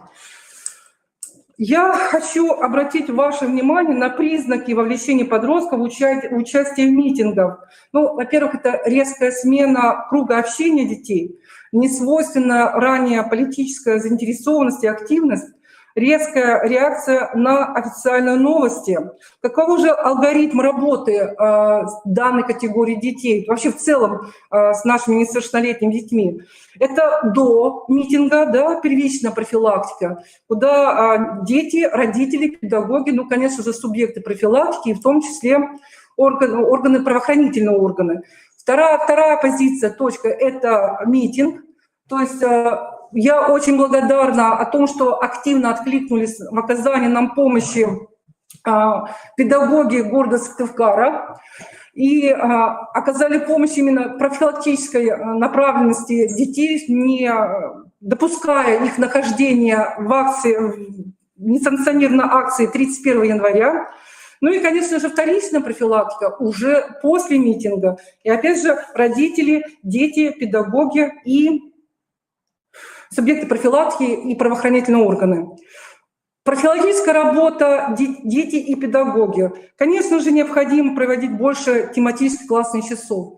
Как говорит молодежь, ну, 10-11 классов, конечно, рано, наверное, еще относить к молодежи, но ребята говорят, дайте нам выговориться, дайте нам поговорить. Поэтому я предлагаю все-таки, наверное, уже проводятся такие мероприятия, как моделирование политических ситуаций, диспуты, ролевые игры, день самоуправления в школах, далее создание, укрепление и развитие молодежных общественных организаций, экскурсии Общественного палату Республики Коми, Государственный совет Республики Коми. Конечно, те, кто не проживает в городе, на территории города Сыктывкара, а в других городах, районах республики, возможно, администрация того муниципального образования, где можно тоже на эту тему проговорить. Каким образом должна стоять работа, профилактическая работа с детьми и родителями? Со стороны родителей должен быть, конечно, наблюдение, контроль, неочевидный, воспитание социальной культуры, формирование нравственных ценностей, воспитание неравнодушного гражданина своей страны, собственный пример, объяснение реальных мотивов организаторов несанкционированных акций. Очень важно при проведении профилактических мероприятий с детьми избегать насаждения ценностей, прямого запрета, нравоучения, которые, скорее всего, будут иметь обратный эффект. Желание пойти на митинг из чувства протеста. Ваша задача и наша задача объяснить детям, что мы не лишаем их права на выбор, уважаем их позицию, но обязаны объяснить правовые последствия их возможных действий, чтобы они не совершали необдуманных поступков. Важно, чтобы обучающиеся доверяли вам, ведь большую часть времени дети находятся в образовательных организациях, и чтобы они не воспринимали школу как источник ограничений, а источник норм и правил, тогда они к вам прислушаются, потому что прежде всего вы, педагоги, пример для них, вы значимые взрослые для наших детей. Спасибо большое за внимание. Готова ответить на вопросы, если они возникли в ходе моего выступления. Да, спасибо огромное, Лариса Владимировна. Вопросы касаются прежде всего непосредственно вот тех статей, которые мы сегодня обращались, просят презентацию педагоги. Я думаю, может быть, без проблем мы что-то придумаем и сделаем. Да. Возможно, вот на основе данного материала сделать презентацию, предложить в качестве инструмента для наших педагогов. Также был запрос по классным часам, да, каким образом эта тема может освещаться для ребят общеобразовательной и образовательной организации, СПО, в том числе и в домах-интернатах, да, детских домах. Вот. Я думаю, что эти вопросы мы тоже они решаем. Единственное, что тут очень важно, да, на какой уровень образования мы нацелены, да, в соответствии с этим уровнем мы представляем статьи, информацию и какие-то презентации для... Ну, Анастасия Николаевна, у нас возраст административной ответственности вступает с 16 лет, поэтому в любом случае любой участник несанкционированного митинга несет ответственность и до 16 лет, и после 16 лет. Поэтому я думаю, что для шестиклассника узнать эту информацию, она полезна и важна, что для учащихся 11 класса или студентов УСПО. Они должны знать об этом. Еще раз говорю, кто проинформирован, да, тот и вооружен. И знать они это должны. А это уже внутренние убеждения. Пойти туда, не пойти. Главное, что мы их предупредили, что за это влечет ответственность и правовые последствия.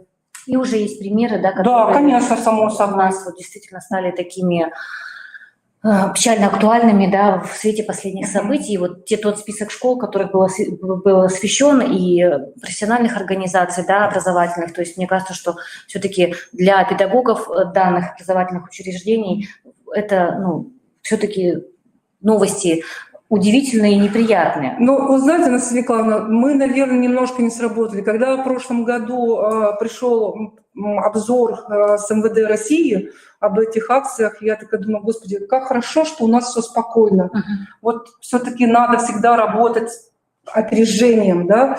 В любом случае, вот провели бы тогда беседу, может быть, наоборот, бы интерес еще больше у них повысился. На сегодняшний день мы, конечно, уже работаем постфактум, но в любом случае, даже в прошлом году, когда не было этих митинг-акций, мы эту тему озвучивали на классных часах и на родительских собраниях с родителями. Почему? Потому что, ну, это должны знать все, абсолютно. Да, политическая обстановка в стране все-таки следующим образом у нас обстоит, что вот эти самые направления молодежные, ТикТок, да, его каналы и социальные сети, то есть мы живем в мире цифровых технологий, наша молодежь опережает нас. Конечно, между нами, к сожалению, образуется некая пропасть. Вот эту пропасть очень важно преодолеть, да, быть ближе к детям, и все-таки вот эти вот, может быть, механизмы предложить для того, чтобы вот именно в профилактических целях они также использовались, как и другой стороной, так скажем, да, в целях, в общем-то, вовлечения ребят вот в те самые деструктивные действия. По неосторожности, по любопытству, да. Быть, да. За компанию, да.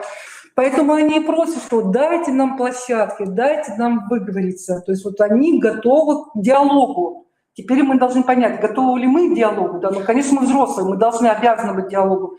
Но вот такие площадки, они требуют на сегодняшний день. Да, согласна. Мы вот тоже участвовали буквально вчера в рамках работы круглого стола на федеральном уровне, да, обсуждали проблемы воспитания. И там все-таки много говорили участники этого круглого стола о том, что очень важно организовать пространство детей, да, и был задан вопрос, а почему взрослых не было на этих митингах, да, которые могли бы увидеть там своих детей, может быть, поинтересоваться, насколько, ну, не в том плане, что там принять участие за что-то, да, а в том плане, чтобы пресечь, да, может быть, помочь ребятам, может быть, направить или перенаправить их вот эту энергию в другое русло, потому что часто сейчас все-таки стоит вопрос о неком клубе выходного дня, да, в образовательных организациях. Вот я хочу сказать, что из 17 человек практически 60% ничем не организованы досуговой занятости. Это дети и не состоящие на учете полиции, это дети, не входящие в юнармию РДШ, и у них масса вот этого свободного времени, которое они не знают, куда его применить. Поэтому вот неурочная занятость, досуговая занятость все-таки в любом случае очень значима для наших несовершеннолетних детей, чтобы они смогли вот эту свою пылкую энергию, да, внести в правильное русло. Согласна с вами. Поэтому, да, если есть вот возможности в образовательных организациях действительно осуществить работу клуба выходного дня, понятно, что это сопряжено со многими организационными моментами, да, в том числе и это же выходной день и для педагогов в том числе, да, то есть каким образом можно организовать эту неурочную деятельность, по интересам действительно перенаправить детей и родителей. То есть очень важно привлекать в семьи не просто, да, самих несовершеннолетних, а именно семьи, потому что вот встретила свою коллегу буквально перед событиями, которые случились, да, мы когда-то давно работали, она уже бабушка, любящая своих внуков, и вот она рассказала о том, что в классе, в 6 классе нашей Сыктывкарской школы у нее вот внук ей доверил такую новость, что бабушка, ты знаешь, что у нас разделились ребята в классе, там 7 человек, вот они за президента, а там 3 там за того-то и так далее. Ну, то есть какие-то такие вещи. То есть даже шестиклассники это обсуждают между собой, потому что тема, она есть, она имеет место быть. И очень важно, чтобы мы, взрослые, подали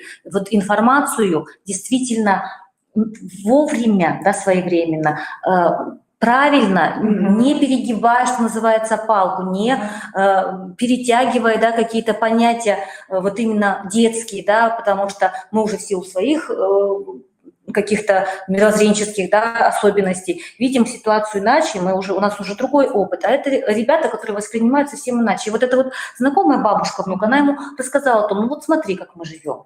Вот видишь, мы ездили, выезжали к морю, да, с тобой вместе, как мама хорошо бывает с нами много времени рядышком, и так далее, и так далее. То есть есть какие-то вещи, которые мы можем объяснить нашим ребятам на том уровне, на котором они будут доступны. Будут ли это родители, бабушки, дедушки, учителя, педагоги, директора.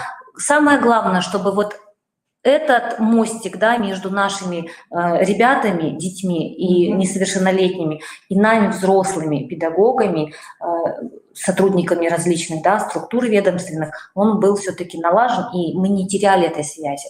Это очень важно. Спасибо вам огромное. Все, спасибо большое за внимание. В любом случае, еще раз говорю о том, что за каждой образовательной организацией закреплен инспектор по делам несовершеннолетних, к которому вы можете обратиться с тем или иным вопросом для проведения тех же или иных бесед, да, по различной тематике. Это не только митингам, ну, абсолютно всем. Ну и, в конце концов, у нас совместные планы работы же утверждены в начале учебного года, поэтому я думаю, что все эти мероприятия в дальнейшем проводятся согласно плану и не только. Спасибо огромное. Спасибо большое. Спасибо за сотрудничество. Спасибо. Мы очень рады вас видеть. Спасибо. И слышать. Спасибо. Самое главное, своевременно. До свидания, всего доброго. Уважаемые коллеги, что хочется сказать. По поводу клуба выходного дня, здесь тоже был вопрос о том, что очень важно, чтобы он был современным, востребованным ребятам. На самом деле, да, чтобы вот не было этой пропасти, мы должны использовать информационные технологии и, так сказать, в целях общеобразовательной организации, СПО, домов-интернатов, детских домов, потому что на самом деле вот ребята проводят у компьютера, у телефонов своих, да, у каких-то гаджетов действительно большее время. И чтобы наша деятельность, да, наши какие-то ценности тоже также вот регламентировались и на уровне цифровых технологий, были интересны и доступны, важно организовать и такое действительно общение с ребятами в том числе. И выходного дня действительно мог бы быть достойным выходом и перенаправить детей и родителей, во-первых, по тем видам деятельности, которые будут им интересны. Будет ли это спортивная какая-то площадка, будет ли это интеллектуальная площадка, да, будет ли это какая-то танцевальная, может быть, площадка и так далее. Компьютерный класс, который организовывается какой-то темой, каким-то мероприятием, событием, да, когда ребята создают какой-то проект в интернете, на площадке каких-то соцсетей и так далее, потому что все эти технологии, они доступны, и мы ими владеем, наши молодые педагоги, ну, и мы все-таки стараемся быть в ногу со временем, да, мы к ним обращаемся. Спасибо огромное всем участникам нашего сегодняшнего семинара, а я бы в конце нашего семинара хотела пригласить всех участников, классных руководителей общеобразовательных организаций СПО, воспитателей, домов-интернатов, детских домов, коррекционных школ-интернатов. Я бы хотела пригласить к участию в республиканском конкурсе методических разработок «Календарь образовательных событий». Информацию об этом конкурсе. Там именно будут представлены классные часы, именно в разрезе календаря образовательных событий, о котором мы тоже говорили, да, и вот приближается празднование столетия Республики Коми, мы бы, конечно, хотели пополнить копилку наших педагогов данным праздником, да, сценарий к данному празднику, может быть, какому-то просветительскому событию или интересному интерактивному событию, уже как наши коллеги проявят свое творчество, проявят себя. Информация и установочный семинар будут выложены завтра на нашем сайте, пожалуйста, ожидайте. И вернувшись к теме нашего сегодняшнего семинара по запросам наших уважаемых участников, да, методические разработки, методические рекомендации по профилактической работе в стадии разработки, тот материал, который использовала сегодня Лариса Владимировна, непременно нами будет использован. Презентации также в ближайших вебинарах, семинарах по теме, а вы знаете, что мы эту тему действительно не оставляем, она актуальна, и мы стараемся максимально привлечь, да, наших уважаемых педагогов. и посредством них родителей и обучающихся образовательных организаций несовершеннолетних, да, мы будем действительно и говорить об этом, и создавать презентации для возможного использования в классных часах, выкладывая их в галерее лучших практик на нашем сайте, а также на портале образовательных, да, нашем образовательном портале. Спасибо вам огромное за участие, за общение, за сотрудничество. Мы ждем от вас обратной связи. Думаю, со сертификатами, их получением мы справимся. Технические возможности нами все время, так скажем, усовершенствуются. Но вот видите, наших участников становится все больше, поэтому не всегда выдерживают сайты такого пристального внимания. Но мы стараемся транслировать и на YouTube, да, канале данный семинар, и к тому же предоставляем возможность регистрации на данный семинар на сайте линейки семинаров в течение длительного времени, а уже потом все участники, зарегистрировавшие, даже которые просмотрели наш сегодняшний семинар после завершения трансляции, смогут также получить этот самый сертификат. Спасибо огромное за участие. Я надеюсь, наш семинар был полезным, интересным. И, конечно, нас подвиг на дальнейшие действия в этом направлении. Вот уже поступил конкретный запрос, на который мы, конечно же, среагируем и организуем данную работу. Спасибо огромное. Всего доброго. Успехов, мудрости, бодрости и креатива, уважаемые коллеги.